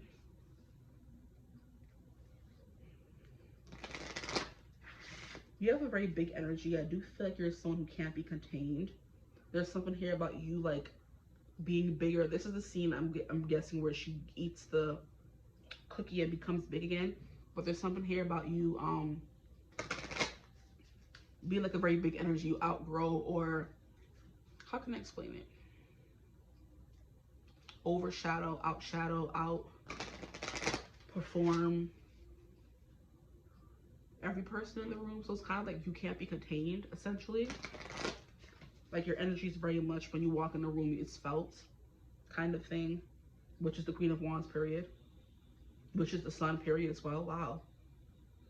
And it's funny because Queen of Wands is Leo energy, and so is the Sun. So you do get a lot of attention, is what they would tell. Even though you're in a relationship, you get a lot of attention. We have the lock and unlock. That's finding answers, directions, journey.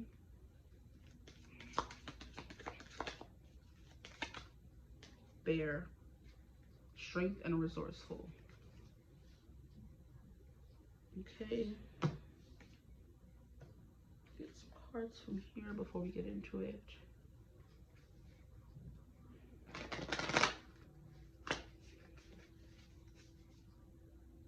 Okay. You're hard to read emotionally. And if these cards stop acting stupid. You're hard to read emotionally because this King of Cups here drinking his tea with his side profile is kind of like giving, I'm above you, but it's kind of like the way you're not facing people is kind of like it's hard for you to read. They only get half of what you're actually feeling and thinking, which is what I was getting. Four of Wands is, like, yeah, you're hard to contain.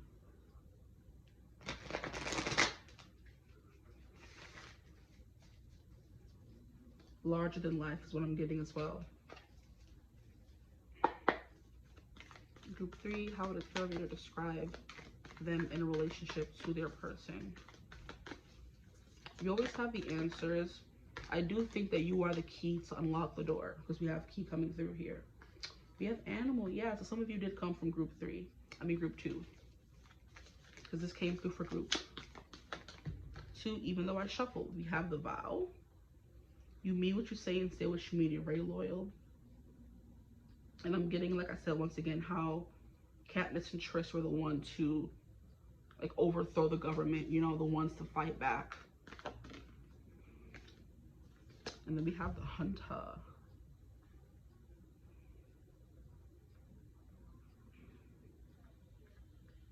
The hunter. Okay. Very interesting. At the bottom of the deck, we have the bridge. You build bridges and you bring people together. Like I'm trying to remember what they called Katniss in the movie. She was like the Mockingjay. She's the one who everybody believed to be the change that everyone else needed, you know, to move forward, to overthrow Panem or whatever. And I do believe that I just recently learned, okay, on TikTok, that Panem, or there's something like a phrase called like breads and circuses, which is literally where it's like, give the people food to eat and entertainment and you'll distract them from everything that's going on around them. And I do believe you're the person who can fight through those illusions and wake everyone else up, okay? That's kind of what's coming through here. Because like I said, the meaning behind breads and circuses, like I said, give them food, give them entertainment, you keep them complacent. And it's basically called Panem in the books because she purposely made it that way, because Panem is like, you give them the Hunger Games, entertainment, you throw them scraps of food or not the options, but the, what is the word? You tease them with a better life, you know, better opportunities, and they're gonna come and fight for your entertainment. It's also kind of giving me Squid Games. So you could definitely be like a fighter, because we have the hunter here, the animal, and then we have the bear and directions journey. So yeah, but in not the Hunger Games, Squid Games, the guy is basically, I never really knew what it was about, but someone was speaking about it and I'm like, oh, that's what that show's about. Basically they rounded up a bunch of poor struggling people and they said, hey, come play in this game show and you'll win something billion dollars or whatever. And the people said, oh yeah, sure, let's go. But what they didn't tell the people is that you could actually like die, you know? And when you die, you for real. You know what I mean? There's no coming back. It's not a game. It's real life type stuff. The same in the Hunger Games. If you pass away, you pass away. There's no coming back from that, you know? So I don't know what that has to do with your reading, but that's coming through. So we'll find a way to make it all make sense. By the end of the reading, I promise you whatever's coming through right now will make sense. But that's basically what's kind of coming through. It's kind of like even you're the person to change. I do believe dude, main character, wins it all. And then they bring him back in season 2 again. Hunger Games, Katniss wins it all. And they bring her back again for part 2. What does it have to do with anything? I'm confused now. And then we have Tris, where she's the one divergent who's like 99.9% divergent, where everyone else is like 5% divergent, 2% divergent, 50% divergent, even like 4 was like 75% divergent, but Tris was 99.9% divergent in that book. She's the one who stood out amongst everyone else, you know, and she helped get rid of the simulation they were all in. It's a simulation is basically what it is. You're seeing through the simulation, essentially. Whatever bread and show and food and entertainment they put in front of you, you're seeing through all of it. That's basically, you see through the illusion is kind of what I'm getting. So see, it all makes sense. You're the key to unlock the lock, okay? So you can either lock it or unlock it. That's kind of what I'm getting here. But you're the only one that can do it, because you know how only one key can fit into the lock and unlock it? You're that key. Yeah. But let's move on. We have the Ace of Pentacles. There is something here that I'm hearing very generous about you. I'm hearing divine about you, because one thing about the aces is that these pentacles and the aces and the swords and the cups and the wands are being given as a gift from heaven. So you were bestowed upon this person as a gift. You were meant to be, and I think there was a lovers for you guys at the bottom of the deck. So yeah, destined to be with this person. It was kind of like you were a gift placed on the platter exactly for this person. So you could be the person they've always wanted to be with. You're their gift, you know? And then we have like a compass here, or a clock. So it's kind of like divine timing is coming through. So there could be something about divine timing for how you meet this person, and you meet at the right place at the right time that makes them feel like, okay, this is destined for us, okay? Then we have the Eight of Swords, clarifying that. And why did I think the Eight of Swords is right here? See, so now I gotta move these two. I'll make the Eight of Swords make sense under the King of Cups. You think a lot. I didn't even put it there. I put it there. Okay, so this makes more sense to me. Ace of Pentacles, Four of Wands, the person you're meant to be with. You see how that comes together? I'm like, wait, it's not making sense. Make it make sense. So that's the kind of person you are. You move things together. You piece the puzzle together. Nothing gets over your head. So you're very intelligent, very smart, okay? And that's that resourcefulness coming through. It's kind of like, okay, you act on your feet. You know what I mean? You're not like, I don't know what to do. It's like, you know, I'll just change and fix and move this around. And if it doesn't work this way, I'm going to work this way. You know, it's like a very intricate, I'm hearing delicate mind, okay? But anyway, we have the Seven of Wands, so very defensive, very defiant. You don't like to be told what to do. Is definitely the thing. The Seven of Wands is also about protecting your territory, and that's something that you're definitely going to do. And it's funny how you have the Queen of Wands clarifying that. The Queen of Wands is very much that mine, stay away from my person energy. She gonna fight, and she gonna be like, that's my man, stay away from him. That's my friend, stay away from them. So very territorial is kind of vibe you're coming through as. You have no problem defending the people around you. There is something here that's very attractive about you though. So there's something here about people wanting you, but like you're very possessive, okay? Even though you're the prize in everyone's eyes, you know? And that could be a thing as well. You're the Queen of Wands, who's like giving it person, it girl, popular girl, and what happens with those people? Everyone wants what they have. Everyone wants their boyfriend, their life, their status, their popularity, and it's kind of like a little bit like that. Everybody wants what you have. Everybody wants to be the chosen one of sorts, but they're not, you are. I do think this is the queen, the Red Queen, and she is the one that's like off with your head. So you are ruthless in a way. That's what's coming through here.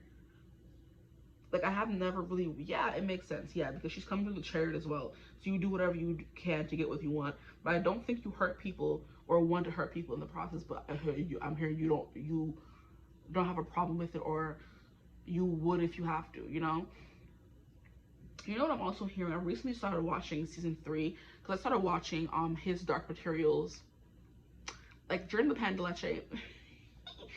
I think it happened after the pandemic or during the pandemic. So I think there's like a season that happens before, and then during the pandemic there's like a season, and then after the pandemic they filmed the last third season.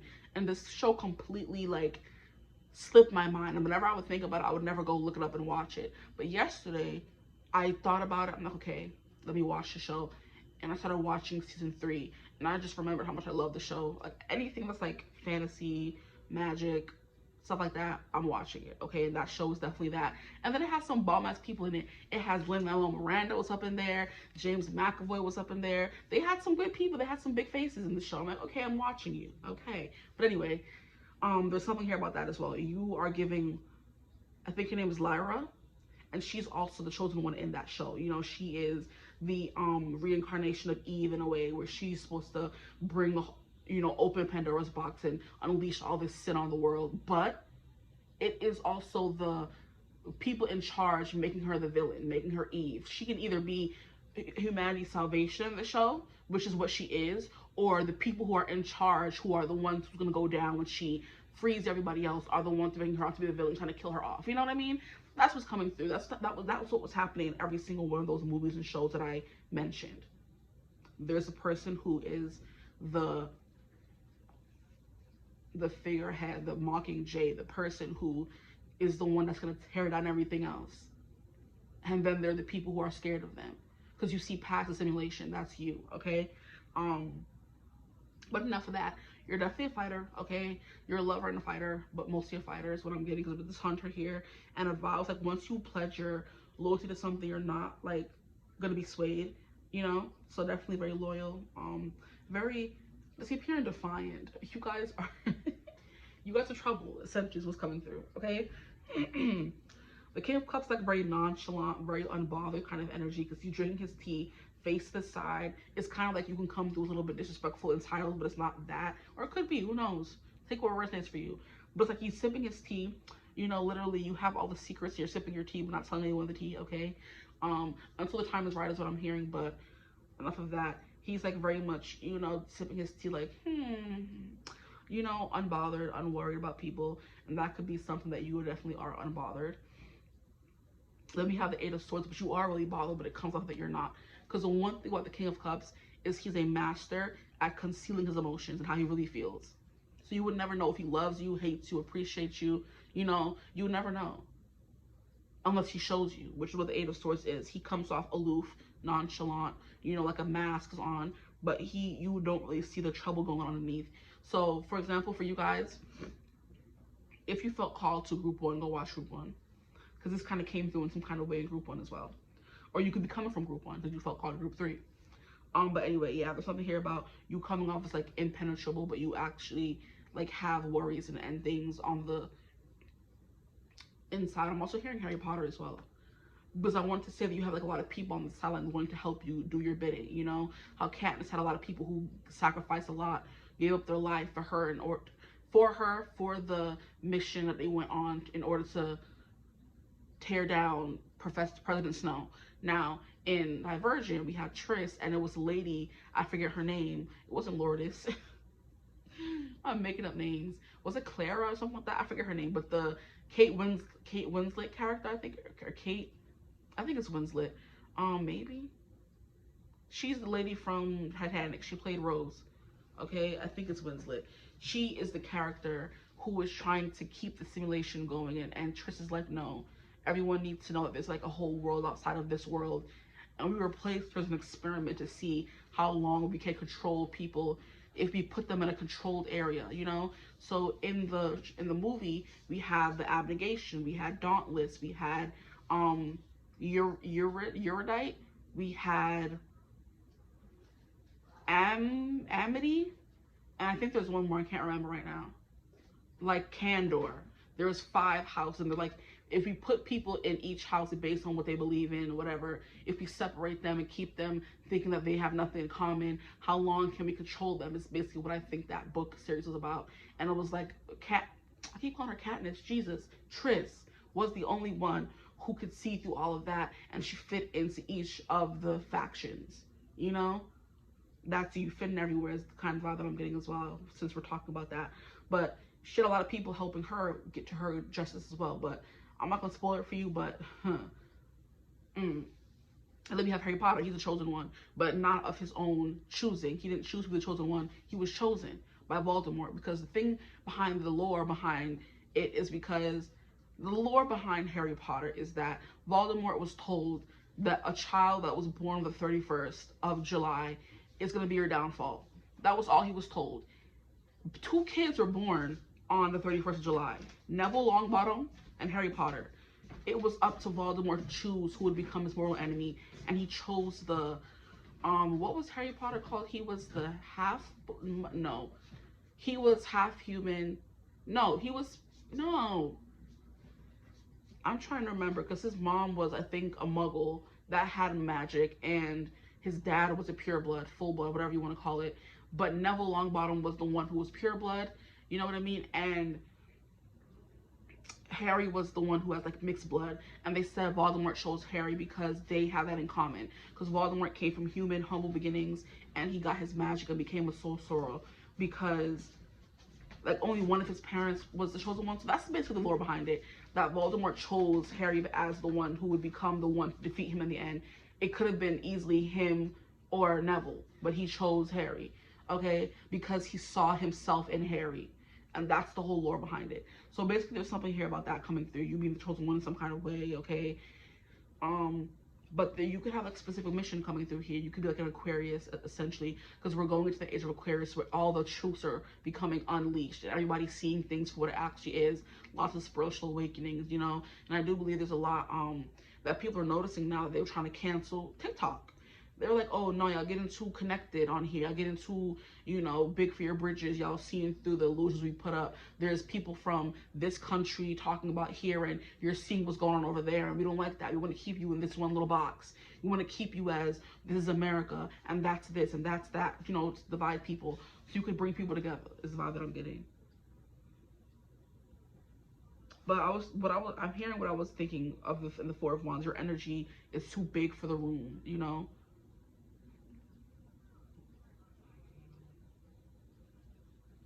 Who's texting? Like I said, you get a lot of notifications, a lot of texts from people. It's the vibe that I'm getting as well, which is what they would tell your person. 8 of Swords, you're worried some, you do worry a lot, so it would be nice for them to be like, it's okay, to reassure you sometimes. Just because someone seems all powerful doesn't mean they don't have worries and need reassurance every once in a while. You know what I mean? Okay, that's also what a Tarot would mention. The world is definitely like adventure. You have like a lot of friends. You could have like a lot of friends around the world, which is why you're definitely someone who would be the chosen one, because you get along with people very easily. You bring people together very easily as well, because we have all these different people coming together in the name of Alice. You know, we have the Mad Hatter here, we have the Bunny there, we have the Cheshire Cat there, and then we have the Queen of Hearts there. And their only person they had in common was Alice. She met them all on her own separate journey to wherever her I still don't understand the meaning behind the movie, but on her own little journey down the rabbit hole, she met each of them individually, but they all had one thing in common. That was her, and that's what's coming through in the world. The world also represents accomplishments. You can have like a lot of accomplishments. The world is a job well done, passing the test, that kind of vibe. I'm hearing you test well. That could be something coming through as well. And you just literally what Katniss had to do, take a test to see if she was divergent, to see if she was divergent. And the lady told her, don't tell anyone your test scores, just tell people that you chose Dauntless, you know, because she outsmarted the test. Every time she was in the simulation, they would say, how are you going to save yourself? You know what I mean? And she would just be like, this is not real. And I remember one specific scene where she was drowning in she was in like a glass box, and it was filling up with water, and she was like, relax, this is not real. And she pressed on the glass and it broke, and she came out. And the people kept asking her, how did you come out so fast? She was like, I just said it wasn't real. And that's when they knew she was divergent, because she could see past simulation. You see what I'm saying? I don't mean to keep bringing it up. It could be getting annoying. I'm sorry, but I'm trying to explain. We definitely bring people together from all different, like I said, factions. Because so did Katniss, so did Triss, so did Harry, so did Lyra as well. She made friends with everyone on her journey. that kind of thing. I'm also hearing Aang as well. He's coming through from Avatar: The Last Airbender. He made friends wherever he went. He made friends the Fire Nation, Earth Nation, you know, Water Nation. He was like very likable in that way. Then we have the sun, which is why we're surprised, because you are the sun. You attract, okay? You attract, you shine bright, you burn bright. You can have a temper, or you're just very passionate about the things you believe in. You can be very passionate about a specific topic or subject or cause, and that's why you're like, I'm the one who was sent here to change this. Could be climate change, could be global warming, could be politics, could be war, could be hunger, could be anything, you know what I mean? Water, how our water is like being contaminated, how our food is being contaminated. There's a specific thing you are focused on, and you're not stopping until you get past it, because no one is going to tell you, or what is it called, prove you wrong, or try to pull the wool over your eyes, you know? So they will tell you that you're a person, that you're very passionate about one specific thing. You're the key sent to unlock the door, okay? You're always going to be going on journeys to doing specific things. The world also means a lot of travel, so you could travel a lot. They will tell you a person that you're a big traveler. And that is funny, because that's what she was doing in Wonderland. She was traveling around and meeting all these different people, you know? Then we have the Page of Pentacles. You will cook really well, is what I'm hearing as well. You like to cook for the people you care about. So this person will get a lot of home cooked meals. You celebrate people when they need celebrating, even when they don't. You're the person picking everybody up. Is definitely what I'm getting as well. You're very helpful. Because I do believe the white cat rabbit was the one who was helping her the most in the storyline. So far we have the fixed signs coming through here, which is that stubborn energy coming through. We have Leo, we have Aquarius definitely coming through for real. We have Taurus, and we have Scorpio. Those signs are coming through. Now would be a perfect time to get the dice for y'all. So let's get it. Let's go. Look, like I said, you guys are the only one who got the dice today. Special. Then we have a Chariot in reverse, which I don't know why I still feel like it's supposed to be upright, especially with the Hunter coming out. I'm just going to leave it like that. The Chariot, we have the Queen of Hearts coming out twice, off with their heads. But look how she's the queen of all the people. How she had people doing her bidding. That's definitely you.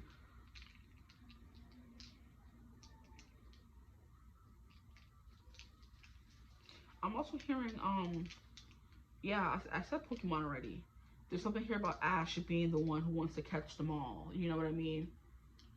Like, I don't remember much about watching Pokemon, but I do remember that Ash he made friends with the animals. They had some kind of loyalty towards him. He was a great Pokemon trainer. There's something up here about that as well. You're a good teacher.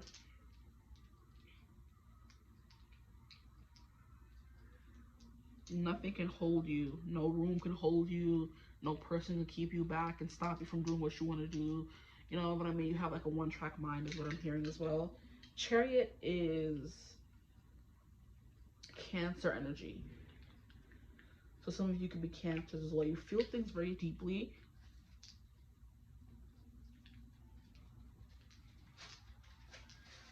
Cancers also represent the home and mothering and taking care of people. That's that Page of Pentacles coming through here.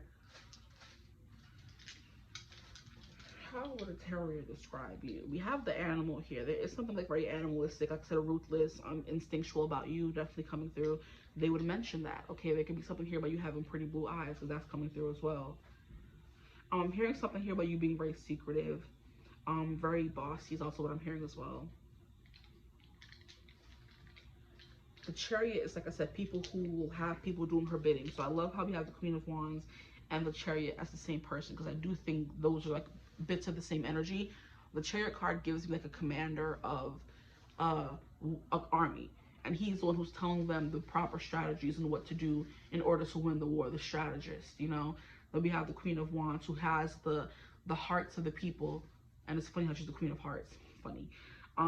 She has the hearts of the people, and they follow behind her, but she also has the respect of the army as well. You know, it's like giving a little bit president. He's the commander in chief, but he's also the president. You know, whatever. He's the leader of the free world, but he also controls the army.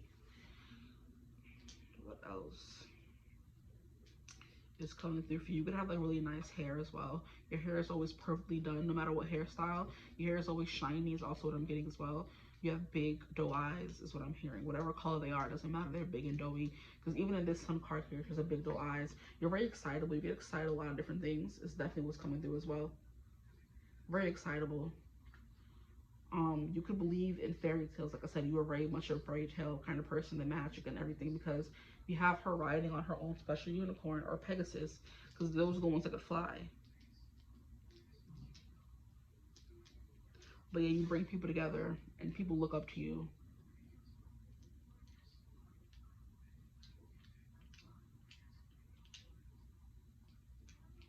Okay, let's get these out. You have Capricorn, you're about your business. You don't play about your money. That's something they would say as well. We have Leo, which is coming through in the sun. Very magnetic, okay? Very persuasive. You get a lot of attention wherever you go, okay? Here's I'm hearing also very addictive. You have the 10th house, which is about career. So there's something here, like I said, about your career or what you believe in. Your mission statement, that's very important to you, which is what they would tell your person. Then we have 3rd house, which is communication. You're very good at communicating, getting people to follow behind you. And I'm not hearing blindly, but I'm hearing willingly. Here we have South Node. So it could be something here about you have a past life mission or something.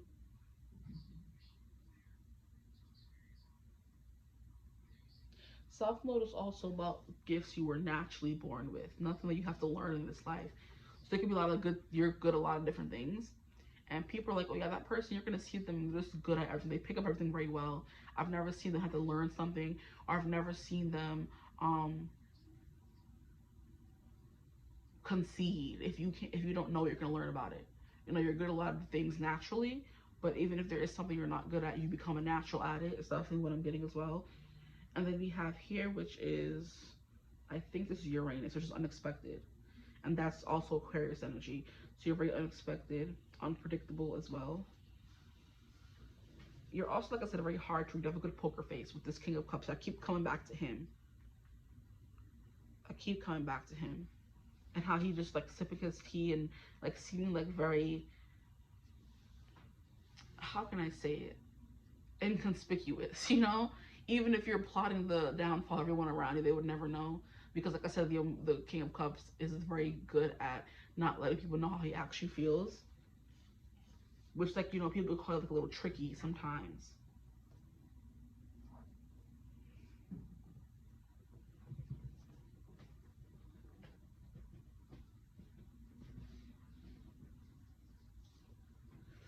You're good at coming up with practical plans as well. It's something that they would tell your person. And I love how you have Capricorn coming up twice. You could be like very Saturnian as well, which is that ruthless, I'm gonna do whatever I have to do kind of energy. Like the world, the weight of the world is on my shoulders.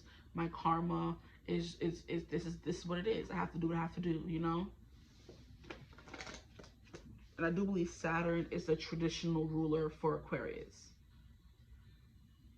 Okay? So essentially we do have Aquarius coming through twice.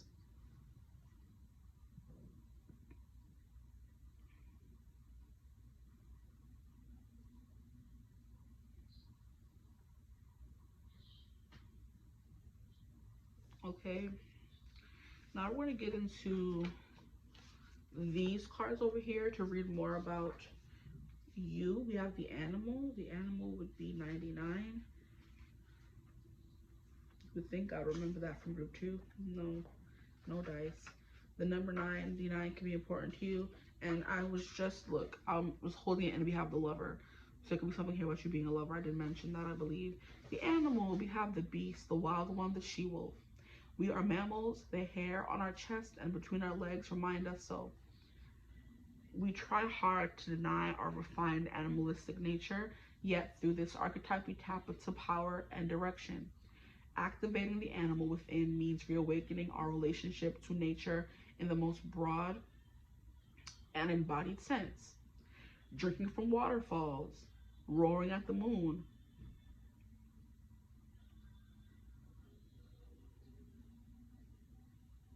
opening eyes underwater, eating berries from the vine, the life force of our planet begs us to set down the devices, the constraints, and the social constructs, and remember the warm blood that pulses through our veins.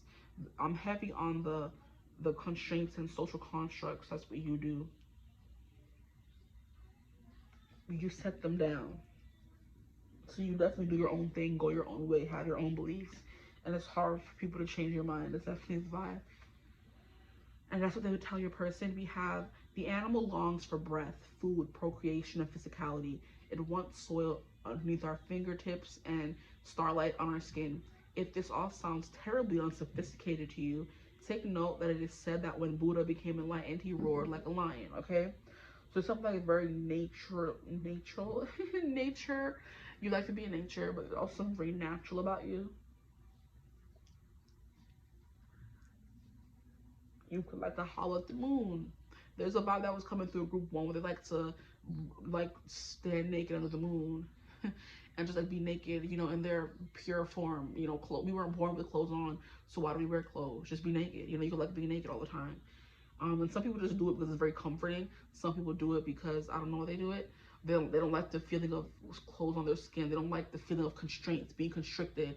Could be what's coming through with that as well.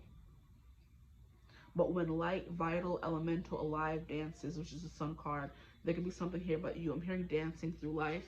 That song is coming through from Wicked, where it's the song that Fiyero sings, saying that he doesn't want to make any decisions or be serious about anything, so he just dances through life. So he doesn't have to be serious and make any decisions. That could be something coming through. But I do think you are very serious about what you do and what you believe in, your job, your work, stuff like that. But then we have the vow. That one I'm very interested in reading about.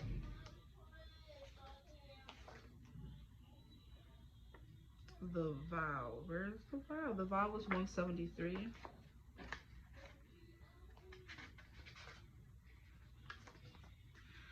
The promise, the oath, the contract. That is what I was saying about past life contracts. Okay, that's definitely what's coming through.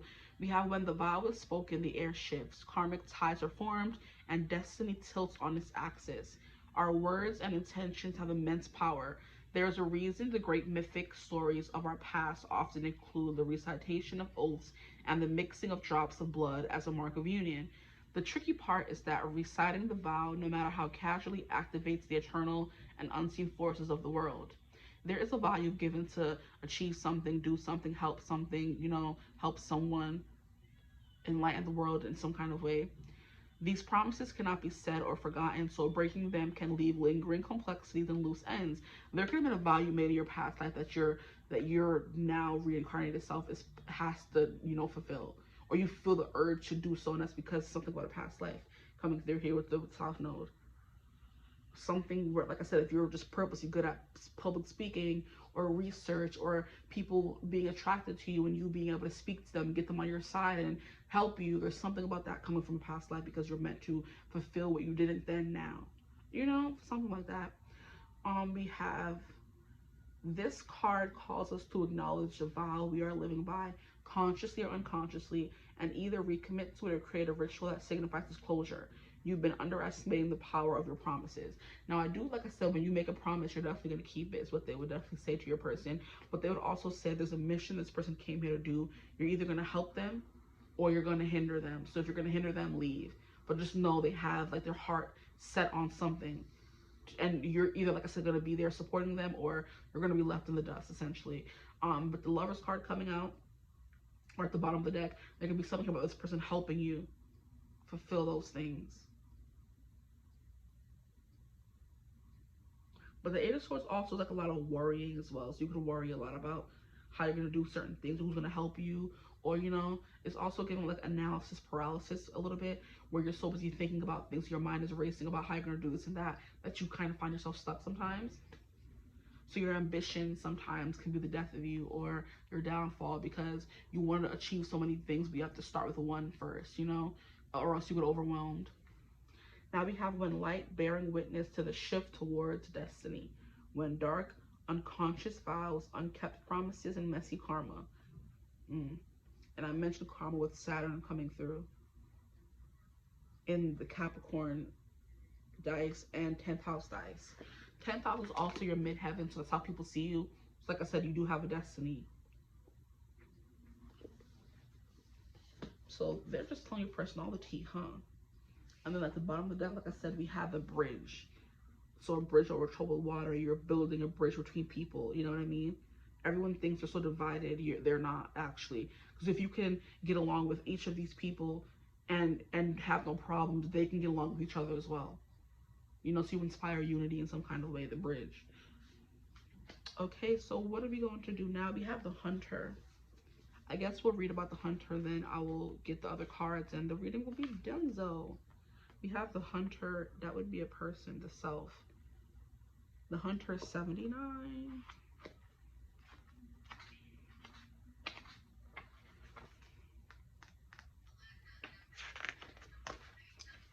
The Hunter, the seeker, the pursuer, the predator. The Hunter hunts. They are on a precise mission with an aim. To return home empty-handed would be to fail, which is not an option in the Hunter's eye. This archetype will journey far and wide, seeking the prize that calls to its heart or stomach. Tales of bravery and feats of strength often result, creating a life full of adventure. The Hunter is skillful, quick, decisive, and results-oriented. Like the great hunting goddess Artemis, who carries her weapon of choice, when this card appears, it is critical that you ask 3 questions. What am I hunting? Why am I hunting it? Is the weapon I hold so tightly in my grip truly needed for the task at hand? When in light, focused, energized, respectful, seasoned. When dark, irresponsible, violates, violent, and poaching. But there's something here that was coming through very strongly here.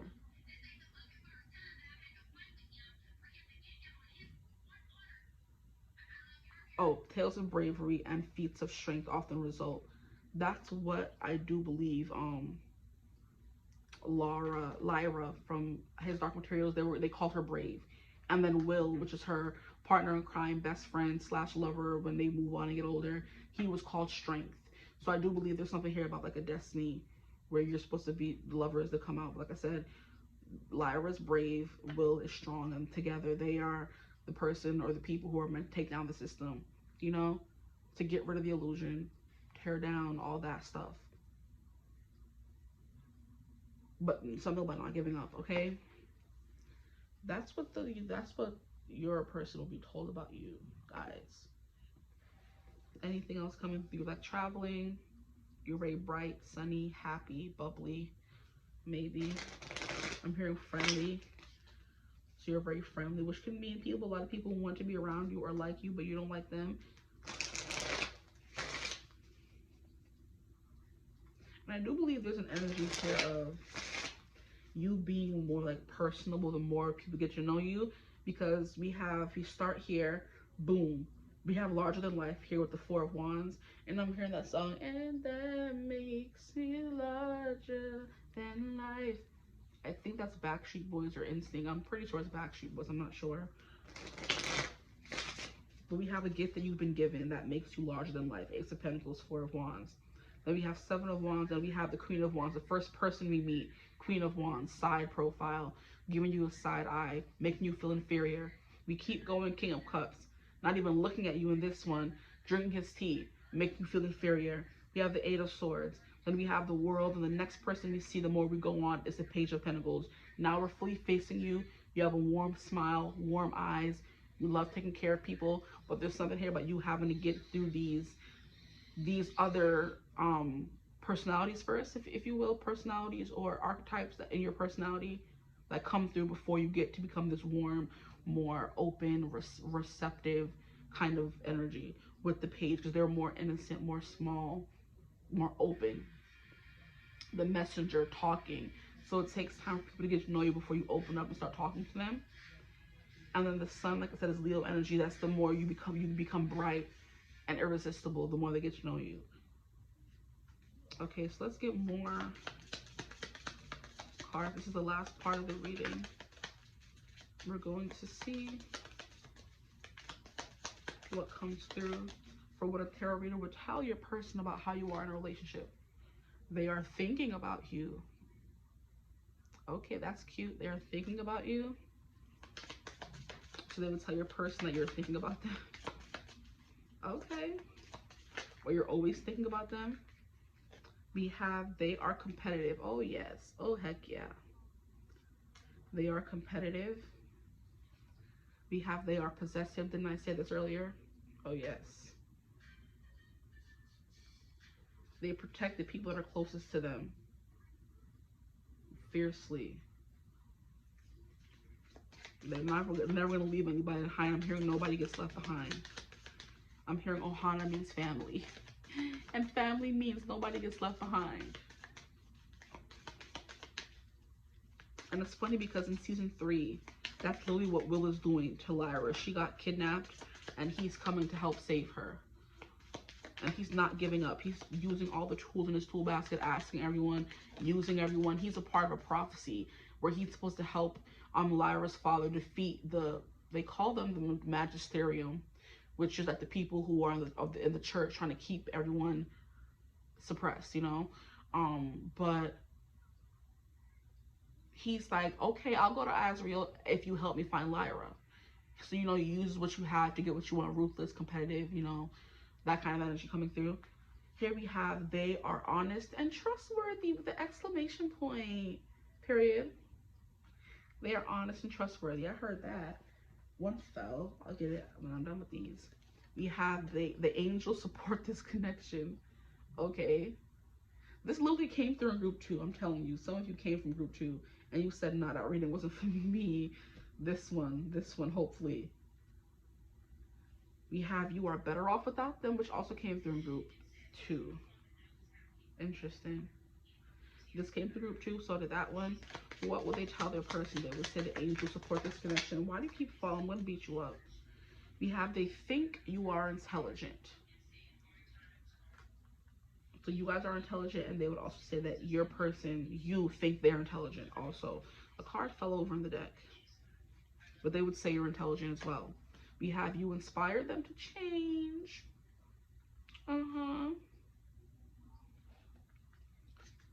Okay, but all these stuff fell on the floor. They are controlling. I can see a little bit of that. Everything is not going to be positive. Everyone is not positive, and you know, rainbows and sunshine. You have they are controlling, so you can come through as controlling sometimes.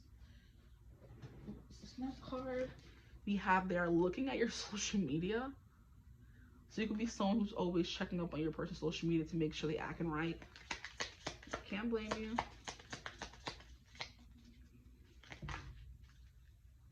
So maybe a little insecure. 8 of Wands can be that energy sometimes. Gossip is affecting this connection. So like I said, there's a lot of eyes on you, wanting to be with you or your person, and it's gonna come with a lot of gossip. And we have they are inspired by you, so you inspire them to change, and they are inspired by you. You're getting both. Beautiful. So your person's gonna be inspired by you. You're gonna be inspired by them. Then we have they are going through something, which came through in group 2. So some of you could literally be coming from it. And then we have one more card. They feel safe around you. Oh, they would tell your person that you feel safe around them. How cute. Okay, I'll just get 2 more. Why not? I'll take the 2 that turned over. They want to be closer to you. I'm hearing you're definitely the kind of person that would want to be in this person's skin. You know, there's like a video that I was watching where the couple, like when the guy was like sitting there in his robe or whatever, the girl came like put herself in the same robe, and she's like, I just want to be closer to you. I can't be in your skin, but I can be in as close to you as possible. That's what's coming through what they would say about you. So maybe clingy, like a lot of physical touch in your connections. And we have they are guilty. Interesting. They are guilty. We also have they are being fake and they want to be like you. Those didn't turn over, so I'm gonna just put them back. But at the bottom of the deck, they want more than you have, than what you have. So there could be something here about you ending up wanting to want more than what you have. There could be something here about this being like a situationship at first, maybe. I don't know. Different things are coming through. But it's them telling your person that you want more than what you have. It could be maybe you guys are just talking and friends and they want more. Or you guys are in a relationship, they want marriage. Or you guys are, you know what I mean? That kind of thing. It could be anything like that, honestly. But yeah, that's coming through. I hope the stream resonated though. I'm gonna leave it right where it is. I hope it resonated. If it did, feel free to like, comment, and subscribe. This could start off as a crush as well, because at the bottom of the deck we did have the page coming through. So we had a page of pentacles and a page of cups. So there is something like very innocent about you once you get to know you more, but it takes some time. But like I was saying, I hope the stream resonated. If it did, feel free to like, comment, subscribe, join the tribe. I'd love to have you. If you would ever like to book a personal reading with me, you could always get in contact with me. Use my email in the description box below. But I hope you're having a beautiful, wonderful day whenever you're watching the stream. And as always, I will see you gorgeous people in the next one. Bye.